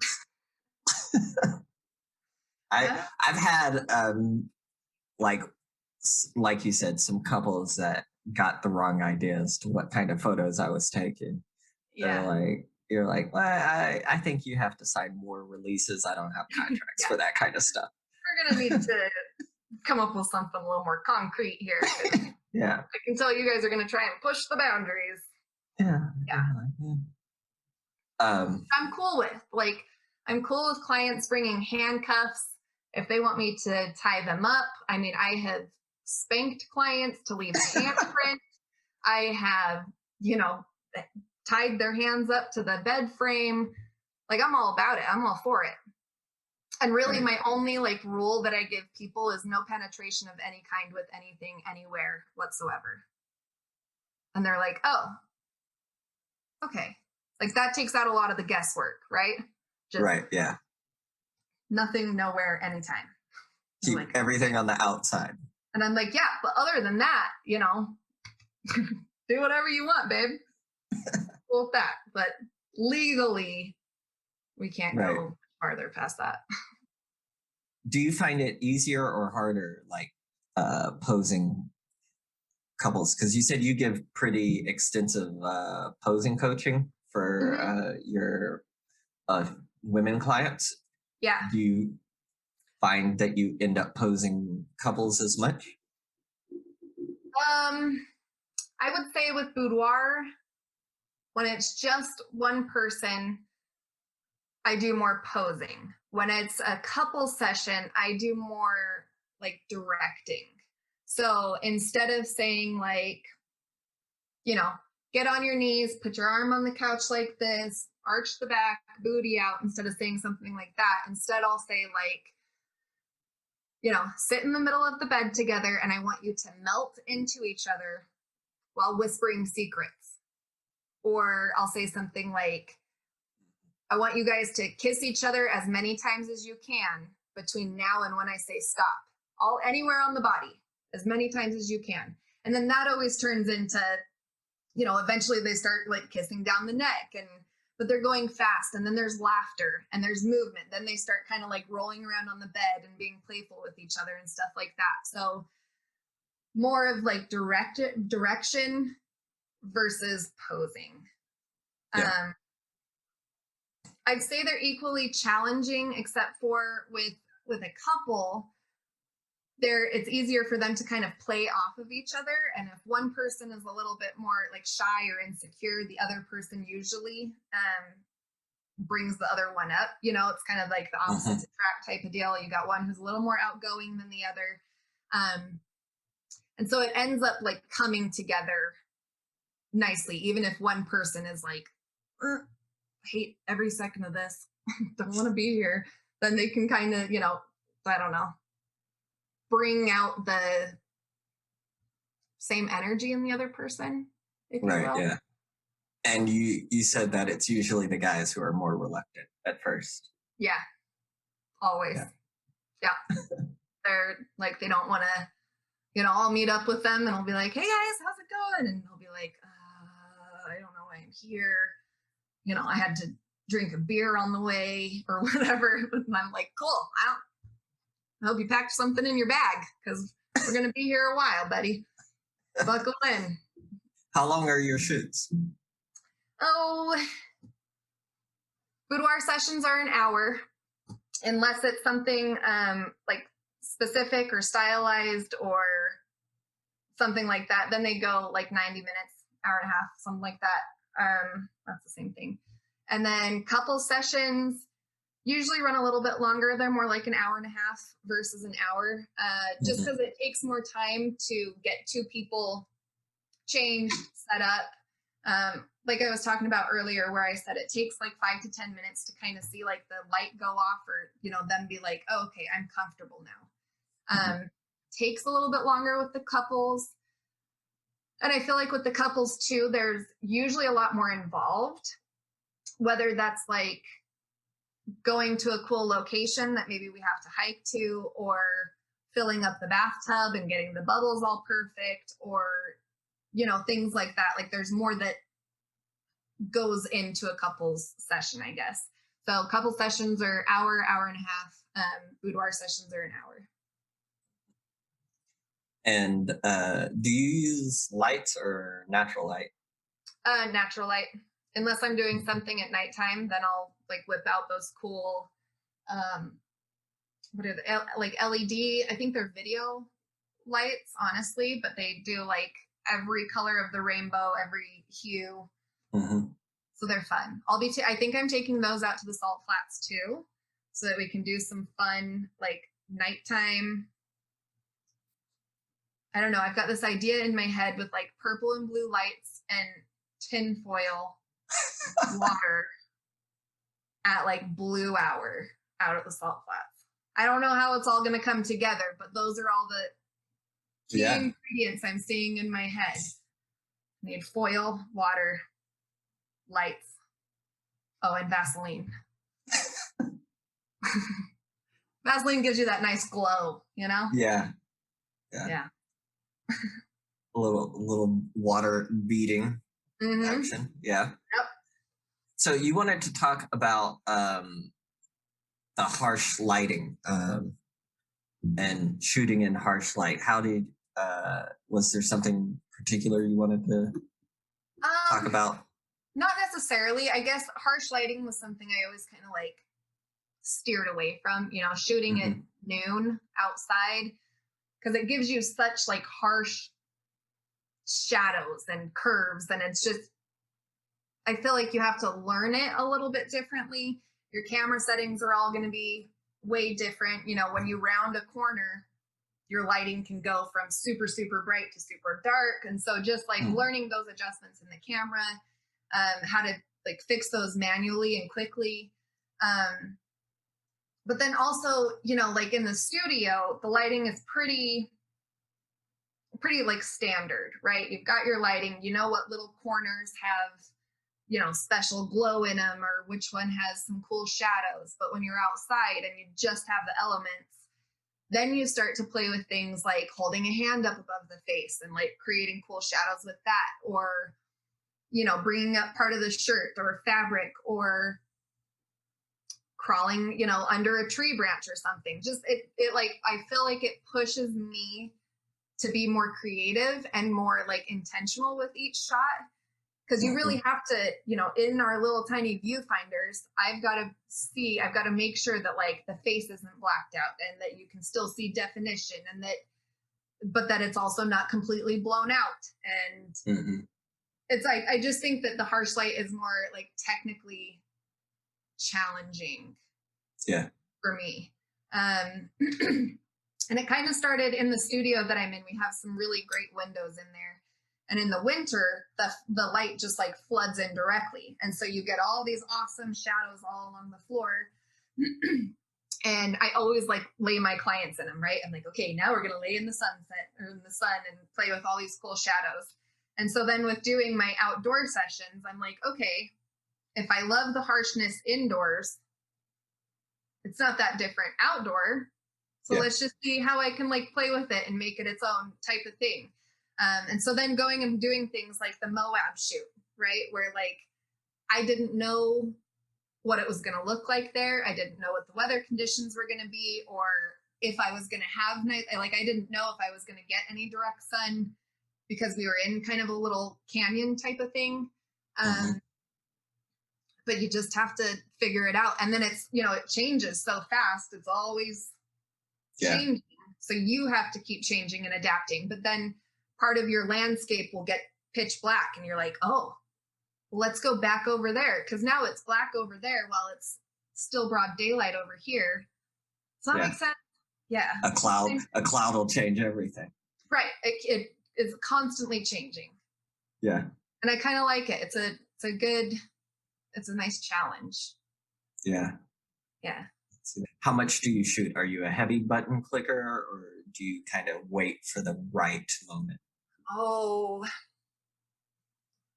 I've tried to get a little bit better. I don't know. I have some photo shoots where I am shooting 1,100 photos and there's no stopping me.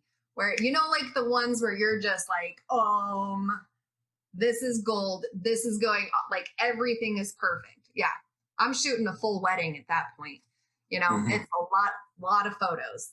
If it's just like a standard boudoir shoot, I'm at about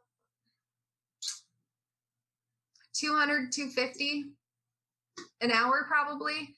And that's mostly because I do IPS. And so I try and do same day reveals. And so if I go much over 250 photos, there's no way I can cull through all of those and then edit the ones to show them at their reveal. And so I've been trying to, I guess, be a little bit more intentional with it and like slowing down a little bit, right? Making sure that their butt is right where I want it and the elbow's right where I want it and the toes pointed and, you know, just kind of slowing down a little bit and being able to just, okay, this is beautiful, boom, boom, boom, and move on to the next thing.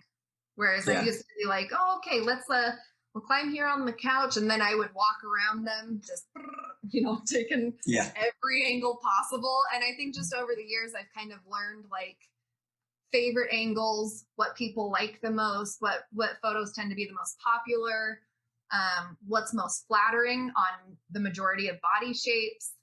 And so I just kind of, especially in the studio, I just kind of have like my routine and they're not necessarily like set in stone, but I'll have like starter poses, right? Where I get them into something and then it's always kind of based off of their personality and if I feel like they're comfortable or not. And then I'll give them cues and say something like, okay, let's take your hand and just slowly let it come down the neck and, you know, give them a little bit of guidance. And then sometimes I'll have clients that will just be like, totally feeling themselves and they'll just start throwing up poses and they're moving freely.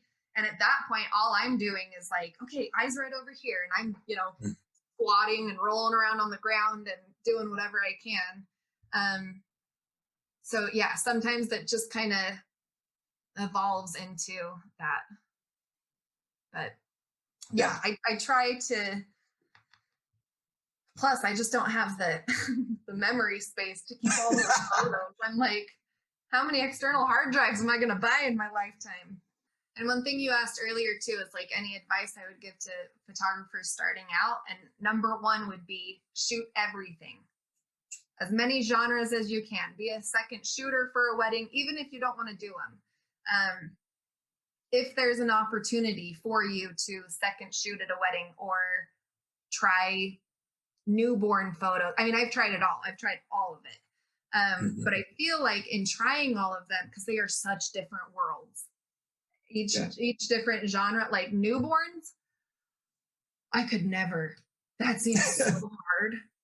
I love babies and I love the photos that they do with it. But I had a photographer friend when we lived in Salt Lake who was an amazing newborn photographer, and I'd just watch her and I'm like, how are you doing this? Like it's crazy. Newborns is crazy.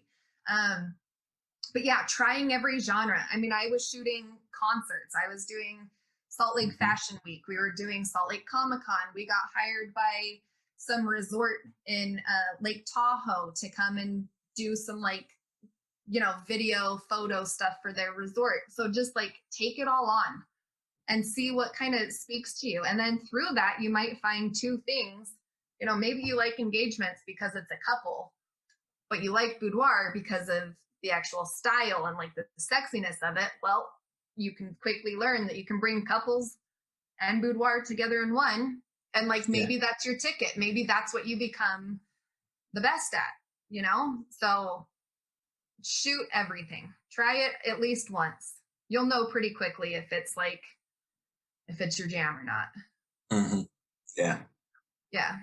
That's great advice. Does your husband shoot also? You mentioned him on the shoots a couple of times. Yeah. So when I started my whole photography business, it was just me doing the boudoir shoots. And then from there, I can't remember how exactly, but it kind of snowballed and I started doing weddings. And he's done videography for years, but he wasn't actively doing it at the time. So then I had couples starting to ask oh, do you offer videography? Can you blah, blah, blah. And so he started picking it up again. We got him a camera and he's like, oh yeah, I do. I miss doing the videography type stuff and kind of filming and being creative. So we brought him on. So then we were husband and wife photo video team, and he did aerial drone footage of the venues and all that kind of cool stuff, the car taking off. He'd follow them.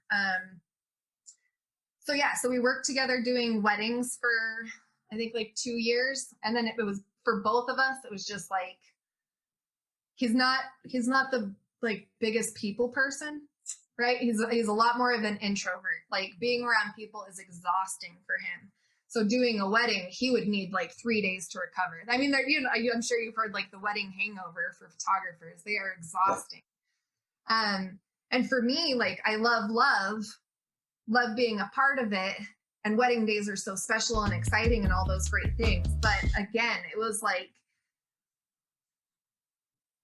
it just didn't pull me like boudoir did.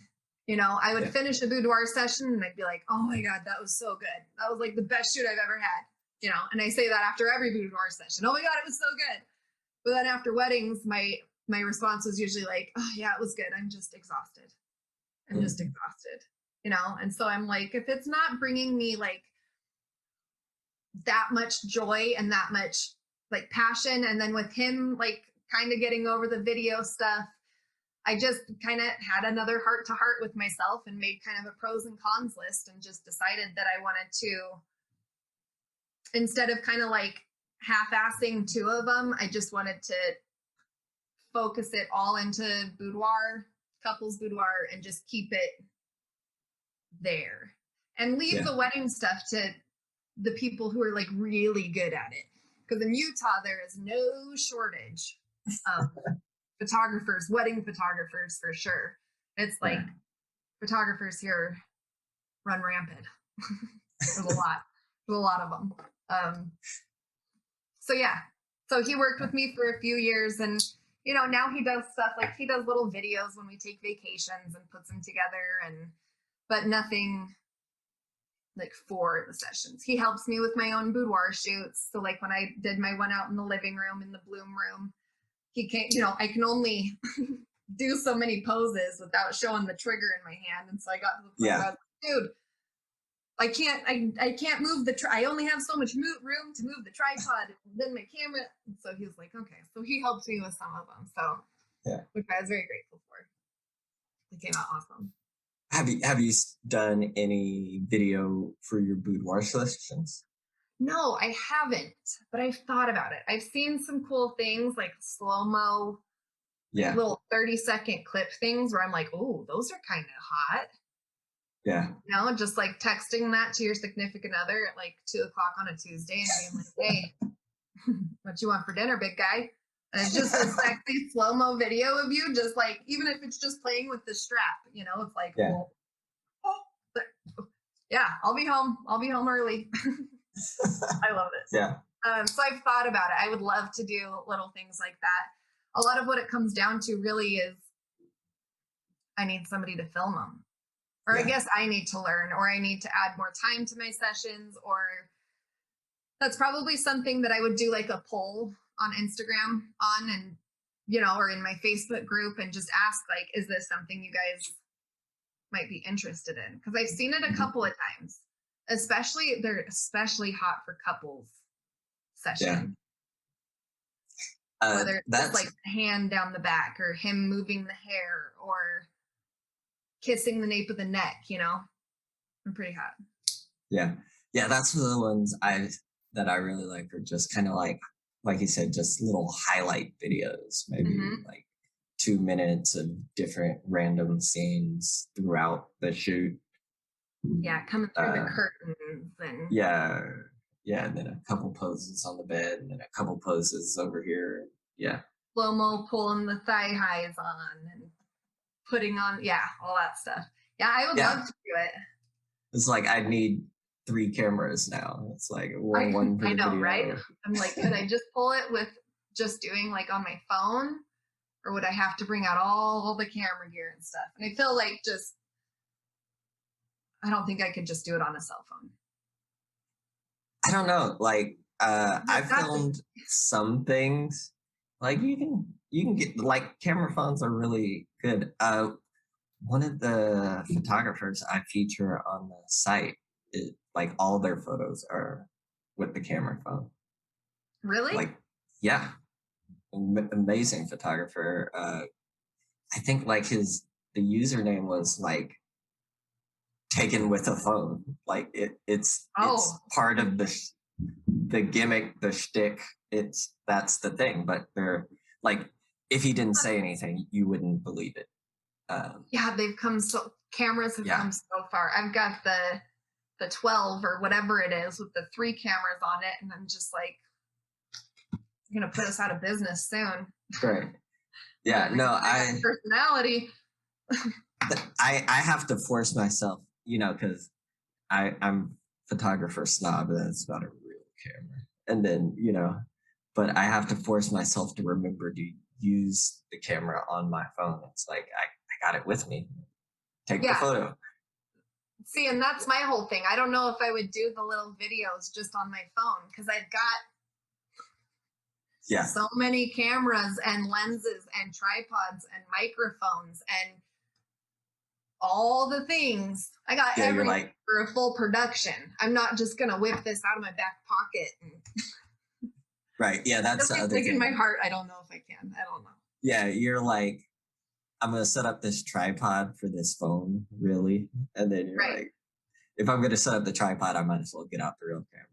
You know, I can't use the audio on the real camera. I gotta use the right. So then it's like, well, the cell phone just is way easier and more convenient, less hassle at this point. And then you're like, well, guess I'll just do it on the phone. Yeah, it's a catch-22. I know. Another thing I wanted to ask you about is that you use Pinterest. How is that? Do you feel like Pinterest is useful as a photographer for? I think it's very useful as far as finding inspiration and building ideas and things like that. I don't think I've had a single customer come through Pinterest. I think I have a couple thousand viewers a month, but I don't think the majority of my clientele comes through Facebook and Instagram and Google. Yeah. But mostly, I think it's mostly Facebook and Google is where people find me the most. Instagram, I'm just not the best at posting consistently, and I really try, but I'm just not the best at it. And now Instagram is turning to a video platform. Yeah. So now us photographers have to turn into videographers. Yeah. I'm just like, this is why I do photo. I don't do video, but right. Yeah. So So Pinterest, slideshows. love it for inspiration. I always tell my clients to go on there and look up whether it's what kind of style of makeup they want to have the makeup artist do, or they can get up. I tell them to get on and look up, sexy poses. And then practice a couple of them. Pick 2 or 3 that you think are pretty. Practice it in the mirror a few times before your shoot. And kind of start getting into the headspace of posing and being sexy, and because some people are just stiff as a board, or they have never done anything like it before. They super nervous, and so when I give them a file to go look at, or a folder of inspiration, they're like, oh, okay, these are easy. I can easily do these ones, But as far as getting clients, I don't think I've had a single one. Yeah. Through Pinterest. And what about you get work through Pinterest? No. Yeah. I was thinking about doing it. I want that part of why I was asking is to see if it was worthwhile for you. I know there are a few photographers that swear by it. It is their main source of leads. And I think I just didn't set it up right in the beginning, and then just haven't really taken the time to be consistent. And yeah. But again, I try my best to post as often as I can on all these. There's just so many platforms. Automation. Spread out. But then you start looking like a robot. What scheduler do you use? For the 2 feature accounts, I do Hootsuite, although I'm back to manual since Everyday got deleted. I think I'm still banned. Yeah, because I thought Instagram and Facebook looked at those scheduling, because I used to use later.com. Mm-hmm. But I thought that they started looking at those as being robots because they're third-party apps or something. I definitely got, because at one point, I went on a real growth push, and they started penalizing me. They would stop showing the photos in the feed. I got banned from all hashtags, and I found out through trial and error that as long as I only post once every 3 to 4 hours, they won't throttle the account. So yeah, I think the sweet spot is 3 to 4 posts per day, and then the new algorithm for the hashtag is 8 to 15 hashtags, but they have to be new hashtags for every picture. So you better not copy and paste. And I'm just how am I supposed to sit here for 45 minutes and come up with 5 hashtags that are unique to this photo when it's literally the same stuff that I'm posting? They make it so hard for us. Yeah. I quit using the hashtags because I think, especially before we just got banned for them. If I started using a hashtag, that hashtag would get shut down. You'd go to the Explore page and they'd be like, oh, we're not showing any of these photos anymore. So I figured I'd quit ruining it for other people. And I've seen several other photographers quit with the hashtags altogether and quit tagging other pages altogether. And some of them have seen a little bit of a difference, and some of them are no, it's even worse. So it's I can't keep up with it. I just try my best, and they make it real hard. Yeah, I just got out of Facebook jail. Why were you in Facebook jail? I posted in my group and I said, use a GIF and show us your favorite animal. And this girl posted a GIF of a very large cat sitting in a bowl. And I commented, oh my God, what a chunky monkey. What a chunky monkey. And they put me in Facebook jail for calling a fake cat a chunky monkey. You were harassing the cat. You were online bullying the cat. Yeah, it was for harassment and bullying. And then somebody else in my group got put in timeout because she said something like, girls are gross, but boys are grosser. And it flagged her for hate speech. And I'm like, who's reading these? Like, I need somebody to, like, you gotta like read the context a little bit. You know, I'm gonna kick you out of my group. Like, what are you doing? They're just Facebook is so sensitive. So it's scary because then I don't want to invest all of my time into my Facebook group, which is doing really well right now. But who knows what I'm going to say next? I could say that like rainbows aren't real and they'll ban me for a month, like something stupid. I'm like, It's a fake cat on a GIF that you guys have on your platform. Yeah. And it wasn't even for calling it chunky. I can't. So I try my best. I try and be as consistent as I can. I try and keep up with the algorithm as much as I can. But it's another one of those things where like, I can only do it so much. I can only try so hard to get it before it starts becoming not fun, not enjoyable, right? And I don't ever want it to get to a point where I like dread having to do it. And so I've had to kind of like shift my mentality. I know that ideally you need to be posting consistently, right? Yeah. It's just not going to happen for me. I'm probably never going to be consistent unless I get like an assistant who can help me with that. But and like that's okay. I've just had to kind of learn that it's my style. It's kind of how I do things. It's how I keep some sanity. And well, if you're getting booked, it's all a guessing game at this point.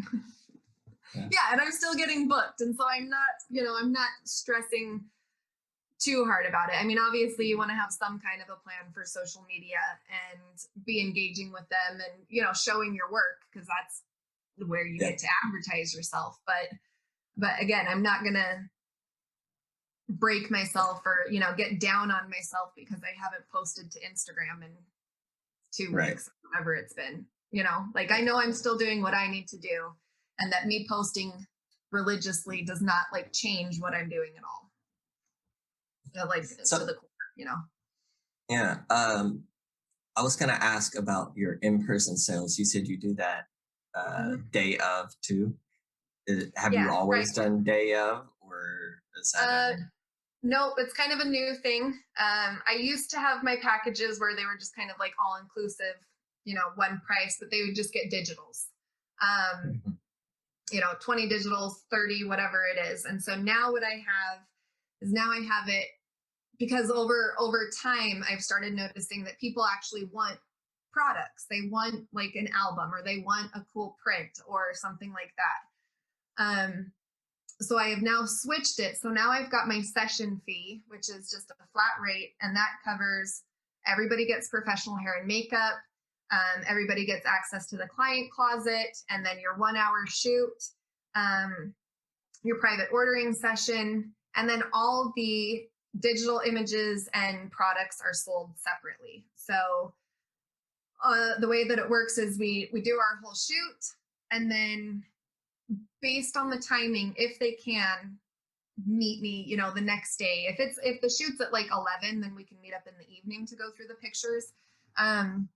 But like if they have to travel back up to Salt Lake or whatever, then we can just do it over a Zoom call.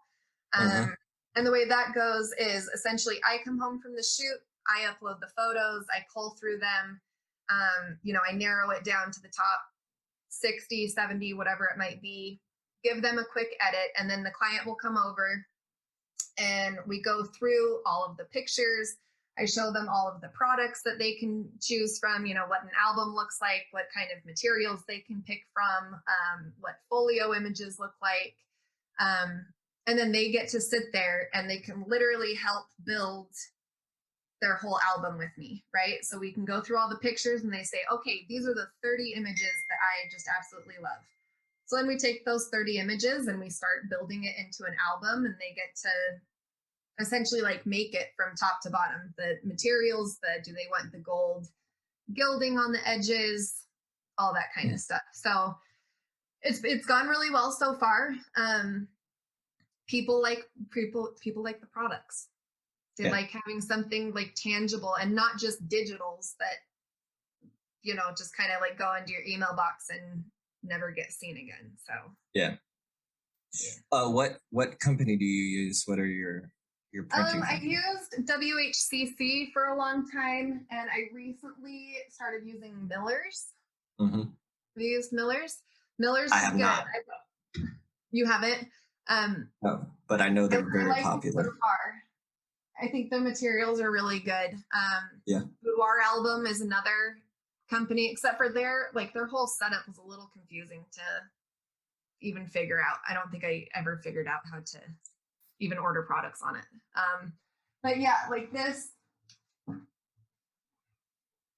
is an album. This is the 8x10, the green velvet. It's got like the gold gilded pages, and I love how thick the pages are too. I mean, it's like, I don't know if you can even tell, but it's like cardstock. And then we sit down together and you tell me what one you want as your centerfold, what three you want together, how you want them all grouped out. People have been loving it. So Miller's is great. I think they're really awesome. I've got some of these little boxes. These can be used for folio boxes.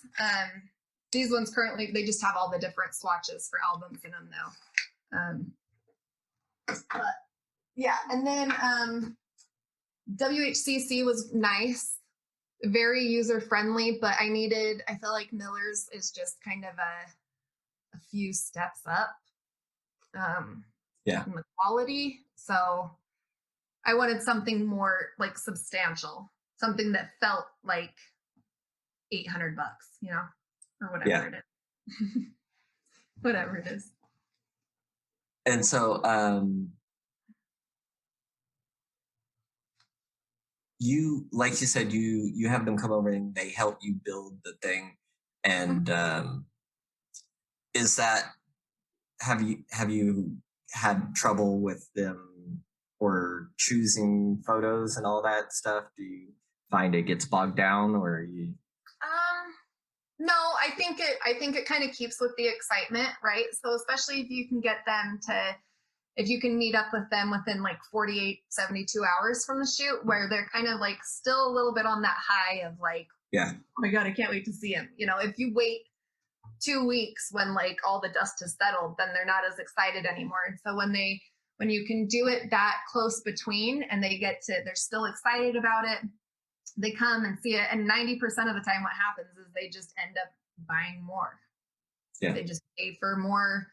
They say like, oh, I can't narrow it down to just 20 photos. Can I add more pages in my book with these 5 additional pictures? You bet you can. 100% you can. Or they'll say like, I don't necessarily want a metal print, but I want 5 more pictures in the book instead. All right, we can swap that out. So I just like, nothing is really like set in stone. There's always ways that we can, because of course I want it like customized to exactly what they want, what they're looking for, need. Like if they don't like the metal prints, or if they don't want the printed out photos, whatever it might be, then okay, let's figure out what else we can do. Do you want it on a USB instead? Do you want it, how do we do it? So I haven't had any problems, and they usually just pay extra. Nice. Or they figure out how to narrow it down. Your Facebook group and how that's been working for you. How long have you been doing it? So I've had the Facebook group open for a few years now, but I've only like pretty recently started like really being active in it and engaging a lot. Mm-hmm. And it's pretty cool. It's part of the reason why I haven't posted on Instagram in 2 or 3 weeks. I don't know however long it's been. It's because I'm now in there where I feel like the connections are, I don't know, like a little more raw, or on Instagram when you're just like scrolling through feed, it's kind of hard to kind of like create any kind of relationship or rapport with people, right? All it is like a double tap. So in my Facebook group, I try and post things that are like conversation starters or strike up, some questions of some kind, whatever it might be. And then I can, like I said, you kind of start to learn about people through their responses. You learn what their job is. You learn their pet peeves. You learn their biggest insecurities. You learn what are they most proud of themselves. So my Facebook group has been really cool because I feel like it's more about like, what did I say to my friend last night? Instagram is kind of a quick hit shop thing, people message you, what's your pricing? And then they're off to the races. Facebook is kind of more of like a long-term goal, or a long-term thing, if you will. Because I think I've got a lot of people in there who never imagined that they could ever do a boudoir shoot, right?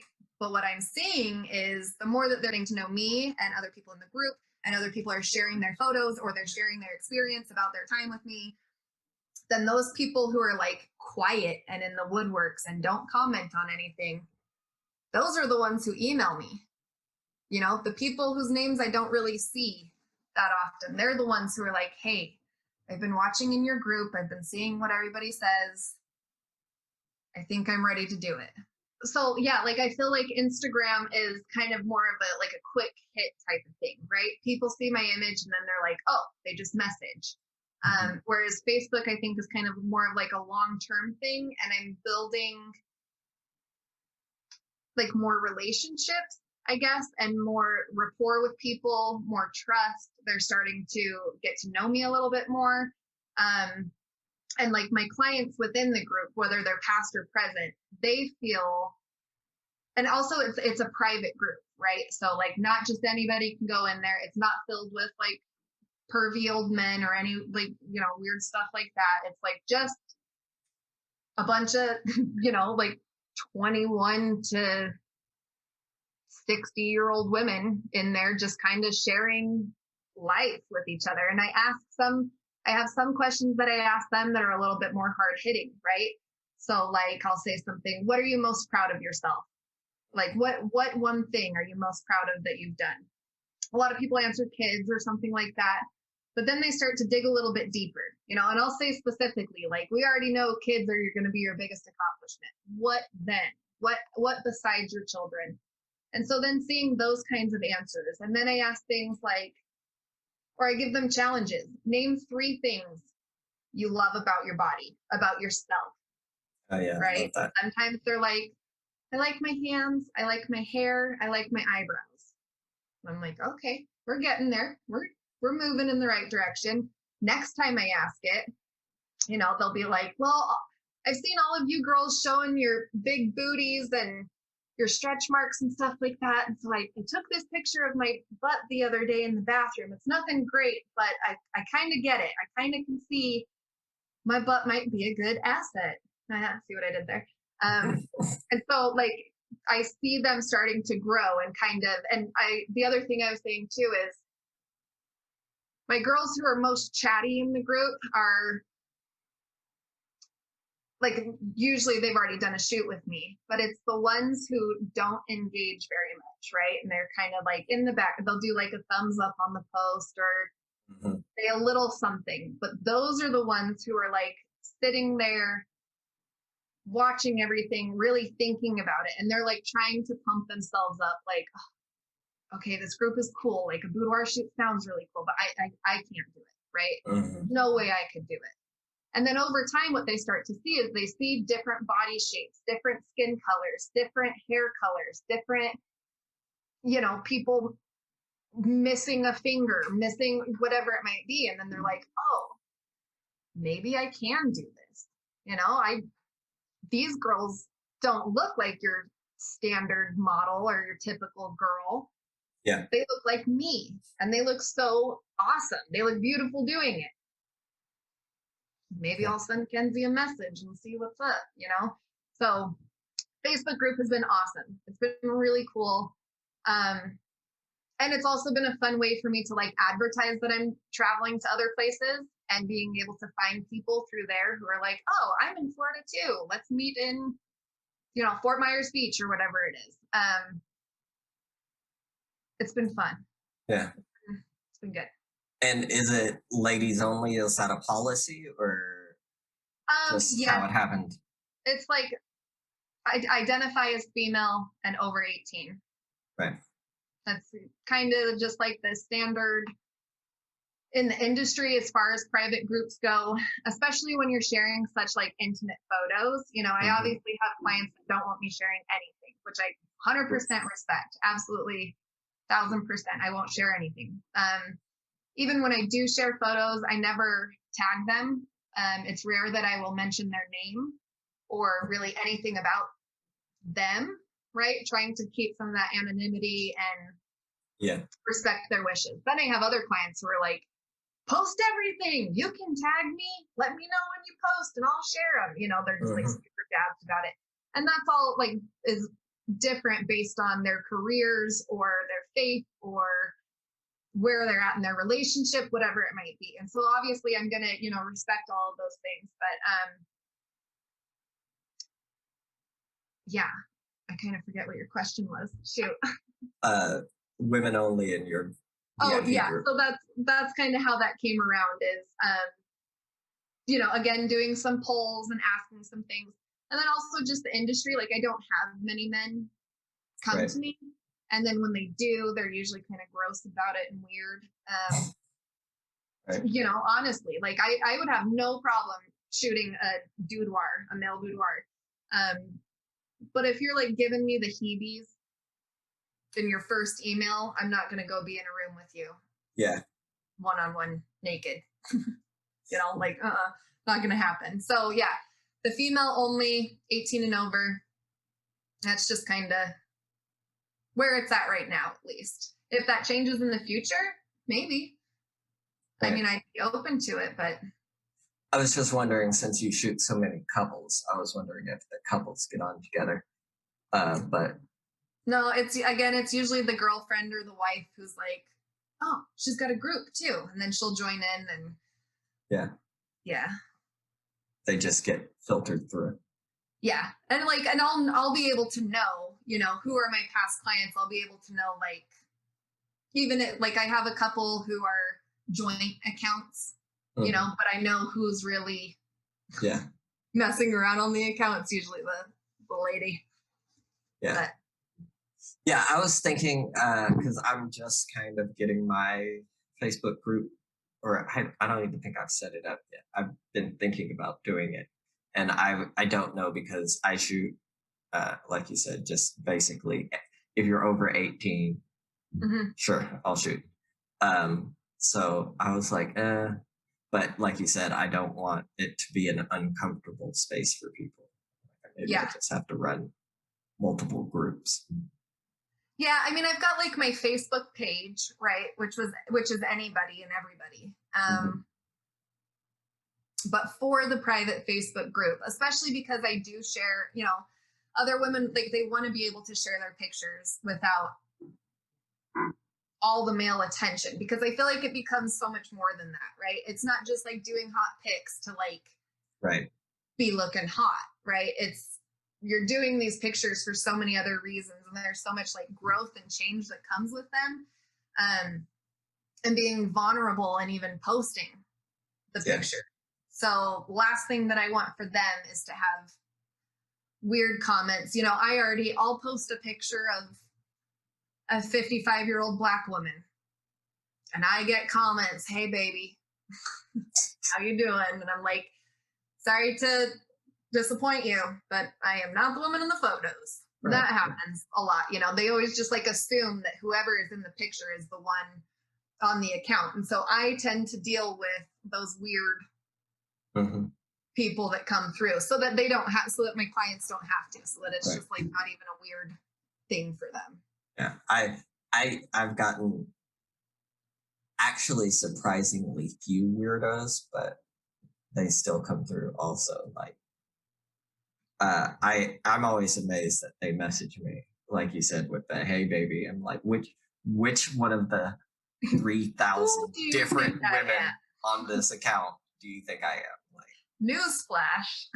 I don't think I've posted the same woman in a row ever. Like, Yeah, I don't think. no. Just take a look at the page, bud. You Right. can figure it out pretty quickly. Yes. The feature page. Yeah, they're weird. And it doesn't happen a ton, but when it does, Yeah. it's just enough to kind it of can make you ruin feel everything. just, like icky, you know, Yeah. just like ugh. Because I feel like women are already so like sexualized so much of the time Mhm. that for something so personal to again be so like looked at or sexualized or however they twist it. Yeah. It's just like the energy you just don't want. You know, you're up on a high horse, you're feeling good, empowered, confident. Well, and also, like you said, the people in your group are doing like pre-shoot stuff. So like getting ready and not their actual photos even. So Yeah. Yeah. We did I did a post something or share with us a picture you're proud of this week. And the girl, one of them actually messaged me privately and she's like, hey, I don't know if I can post this in the group. I might get like blocked or whatever. And it was just a selfie that she had taken in the bathroom for her boyfriend, right? She's like, you know, she sent me this whole message. She's like, I just can't afford you right now, but I'm like saving all my pennies. I just wanted to like try a little something. And she did awesome. The lighting was great. You could see her curves. She like kind of sat up on the counter and, you know, a little side boob action. Like I was really impressed. But she was so nervous to show it to me. And I'm like, honey, you killed it. Like you look so good in this. You look absolutely amazing. And she's like, oh my God, okay. And then she's like shared a different one with the group. And she's like, hey, so here's a little something I did today. So, and kind of also with Instagram kind of moving more towards video or reels, whatever. My plan is to kind of start doing like short videos, like posing tips and tricks type of things, how to do cute, quick, sexy selfies at home with just your camera and a couch, you know, how to get, because so much of it is in the posing and the lighting. Yeah. Right? You can do the same person, put them in the same room, but if the posing is weird, it will show every, like, you know, every nook and cranny or just like all the things that they don't want seen. So being able to give them like small little tutorials, you know, about like rotate the hip this way, let this shoulder drop in, arch here, you know, just like they don't think about these things on a normal basis, you know, on a daily. So yeah, it's been fun seeing them start to like come out of their shells and step more towards the idea, especially when I have like clients who originally are very, very reserved. And then they just post something out of the blue and you're like, I've got you now. I know that you're onto it. I know you can feel the energy changing. You're feeling the vibe and everything. You'll be coming for a shoot in no time. Yeah. You wait. So, how did the pandemic affect your business? I know you said you weren't traveling as much, but anything? Not bad, really. Because like with my sessions, you know, it's pretty intimate. It's just the two of us in the studio, and I'm able to maintain, you know, distance. I don't have to touch them. Really, if I come close enough to the client, it's really just to, you know, tuck a tag in or untwist a strap or something like that. So I wore my mask and asked if I could touch them, and we sanitized our hands and just kind of went about business as usual. But it slowed down for a little while. I think, you know, there was a time frame where people were like pretty freaked out and things were just kind of like in real unrest. But it didn't like tank or anything like that. So that's good. Do you have any creatives or photographers, doesn't have to necessarily be boudoir, that are really inspiring you or you're just really into right now? Yes. So Chewy Photo, named him earlier. You have to look at his stuff. It is absolutely amazing. Everything he does, I'm just like, huh? How did you? Yeah, it's so amazing. Love him. He is all about couples sessions, right? All couples sessions. I think he used to do weddings, no longer does. He's amazing. Hannah Rachel photography. She's a big boudoir photographer. I think she's in Connecticut. Um, she's got like the most dreamy studio I think I've ever seen in my life. It's absolutely amazing. And then there's Terry, I think it's Terry Moda. Terry Moda, have you heard of her? Maybe. Okay. Like I said, very kind of loud and outspoken and just like speaks from her heart and this rawness. And, you know, she's the one that like when she posts, you read every word of it. And then you're just like, damn, she took my breath away on that Instagram post, you know, and she kind of like makes you, I don't know. She's great too. Love her. Those are probably my top three. And I try and pull from them in different ways. mm-hmm. Whether like from Terry, whether it's something like inspiring that she said in one of her posts, or if it's the kind of props that Chewy uses, but like the posing of Hannah, you know, like just kind of pulling some things from all of them and they're completely different styles. Mm-hmm. They're great. Nice. Yeah, you should definitely check them out if you don't know who they are. Will do. I want Best in Boudoir to be a resource for photographers, clients, and everybody in the big tent boudoir kind of community. What questions would you want me to ask somebody, the next person that I interview? Like if you were going to ask Chewy or any of the photographers you named, what do you want to know? Chewy would be, where do you get your inspiration from? How do you get your clients so comfortable? I think that's a big one. Getting clients comfortable is big. Also, like, what's a lie that you told yourself to like, I don't know how to word it. Like, what's something that you've told yourself to try and convince yourself that you're not like good enough, or, you know, like the whole picture that I had where I was like making up the excuses of it's not bridally enough. It's not, you know, it's not boudoir. It's not engagement. I can't post this. Everybody's going to hate it. I can't this, I can't that. Making up these things. What is one like untruth that you have made up about yourself that like keeps you stuck? Mm-hmm. Does that make sense? Yeah. I don't know exactly how to word that correctly, but like for me, for instance, I guess like telling myself nobody's going to like it. Yeah. Right. And just like having that in my head, like, oh, nobody's going to like this one. I shouldn't post this one. Nobody's going to like it. And that just kind of like sets you back. It just keeps you held back in a spot. Once I get over that and decide like, it might not be for everybody, but somebody's going to like it. And all I want is that one somebody at least. Mm-hmm. Then I feel like that kind of breaks some of the chains on as far as like being scared of stepping out of your zone and being authentic and really like who you are to yourself, you know, instead of trying to like fit in a bubble of what you think boudoir is supposed to be. Because like you said, it's got so many different meanings. So yeah, it's a big bubble to be in. Yeah, that's a great question. I will definitely put that on the list. So it reminds me, what is something that you wish you started doing sooner? What do I wish I had started doing sooner? I wish I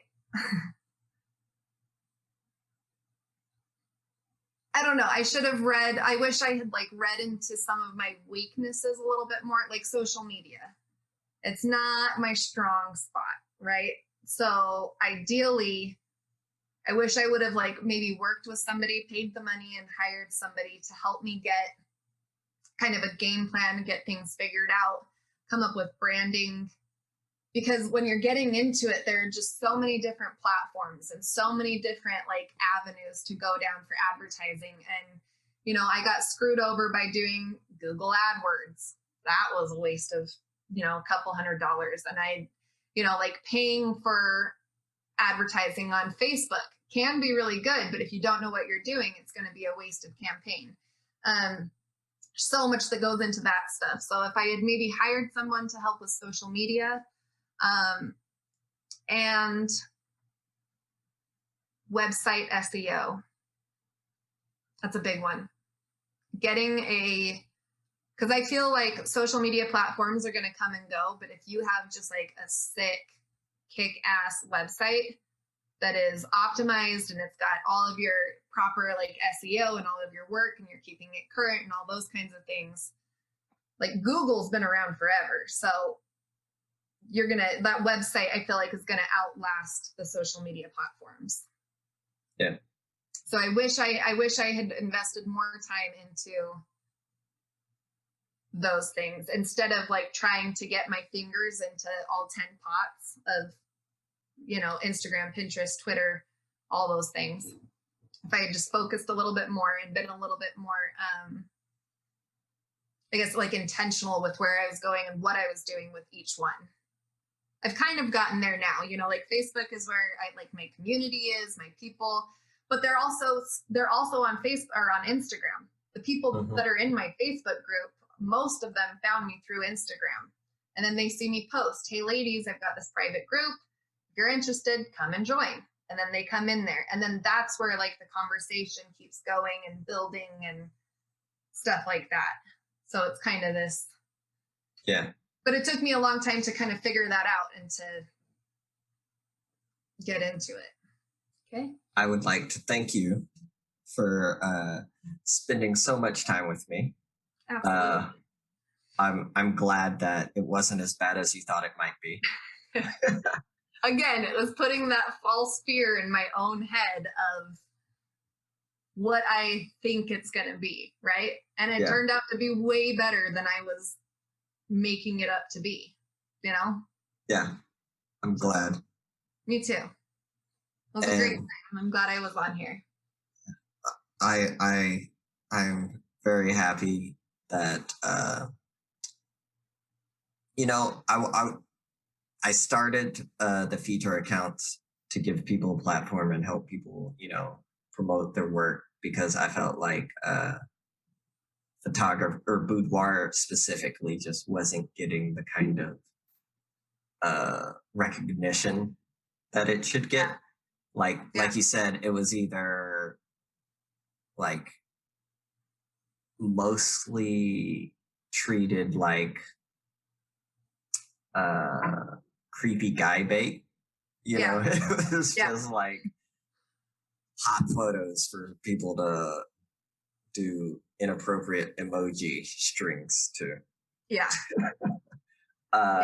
Or you know, it was just ignored, and I was like, there's so much like amazing work being put out. Oh my God. Yeah. It's just nonstop and all around the world. I mean, it's like every day I'm just like, whoa, look at that one. Like, you know, like, and they're so, I mean, to me, they're all so like artistic and different. And yeah, I love seeing it. I love that there's more platforms like sharing it too. And in a positive way, you know, and also for it being for photographers, for the creatives, because I feel like, you know, you can post pictures pretty much anywhere, but as boudoir photographers, I feel like there's quite a big lack on community for like boudoir photographers as a whole. You know, I'm in a couple of like Facebook groups here and there and things like that, and I've got some friends here in the community that are boudoir photographers, but like as a whole, you know, for like a place for boudoir photographers to go and make connections and learn things and, you know, get constructive criticism on photos. Hey guys, how can I make this pose better? I don't feel like there's many places like that, or maybe I just haven't found them. But so yeah, I think it's great that you have kind of started this community, whether it's just congratulating photographers or giving them a platform for more people to see them, or, you know, kind of like with your podcast, like starting to bring people more together and bring them like out of the woodworks. There's just so many of us. Yeah. So, yeah, I wanted to give people a chance to see the people behind the photos and meet the personalities. And like you said, everybody's style is so different and the personalities are so different. But I think everybody has said the similar things about the growth and the impact that Boudoir has on both the clients and us as photographers. 100%. Yeah. But it's very rewarding to be part of that like self-love realization journey with people. Yeah. You know? Yeah, it's very cool. Yeah. So I wanted to thank you again. Kenzie Kessler. There you go. Kenzie, I tell you, I keep wanting to add extra letters in there. Kenzie Kessler from Kenzie Kessler Photos. Thank you again for speaking with me. Thank you for sharing your amazing work with us, both on the podcast and on the future accounts. And let the people know one more time where they can see more of your work and get in touch with you, maybe book a shoot. Okay, yeah. So you guys can find me over on Instagram at Kenzie Kessler Photo. That's Kenziekessler Photo. And then my Facebook group is Bashful Boudoir by Kenzie Kessler Photo.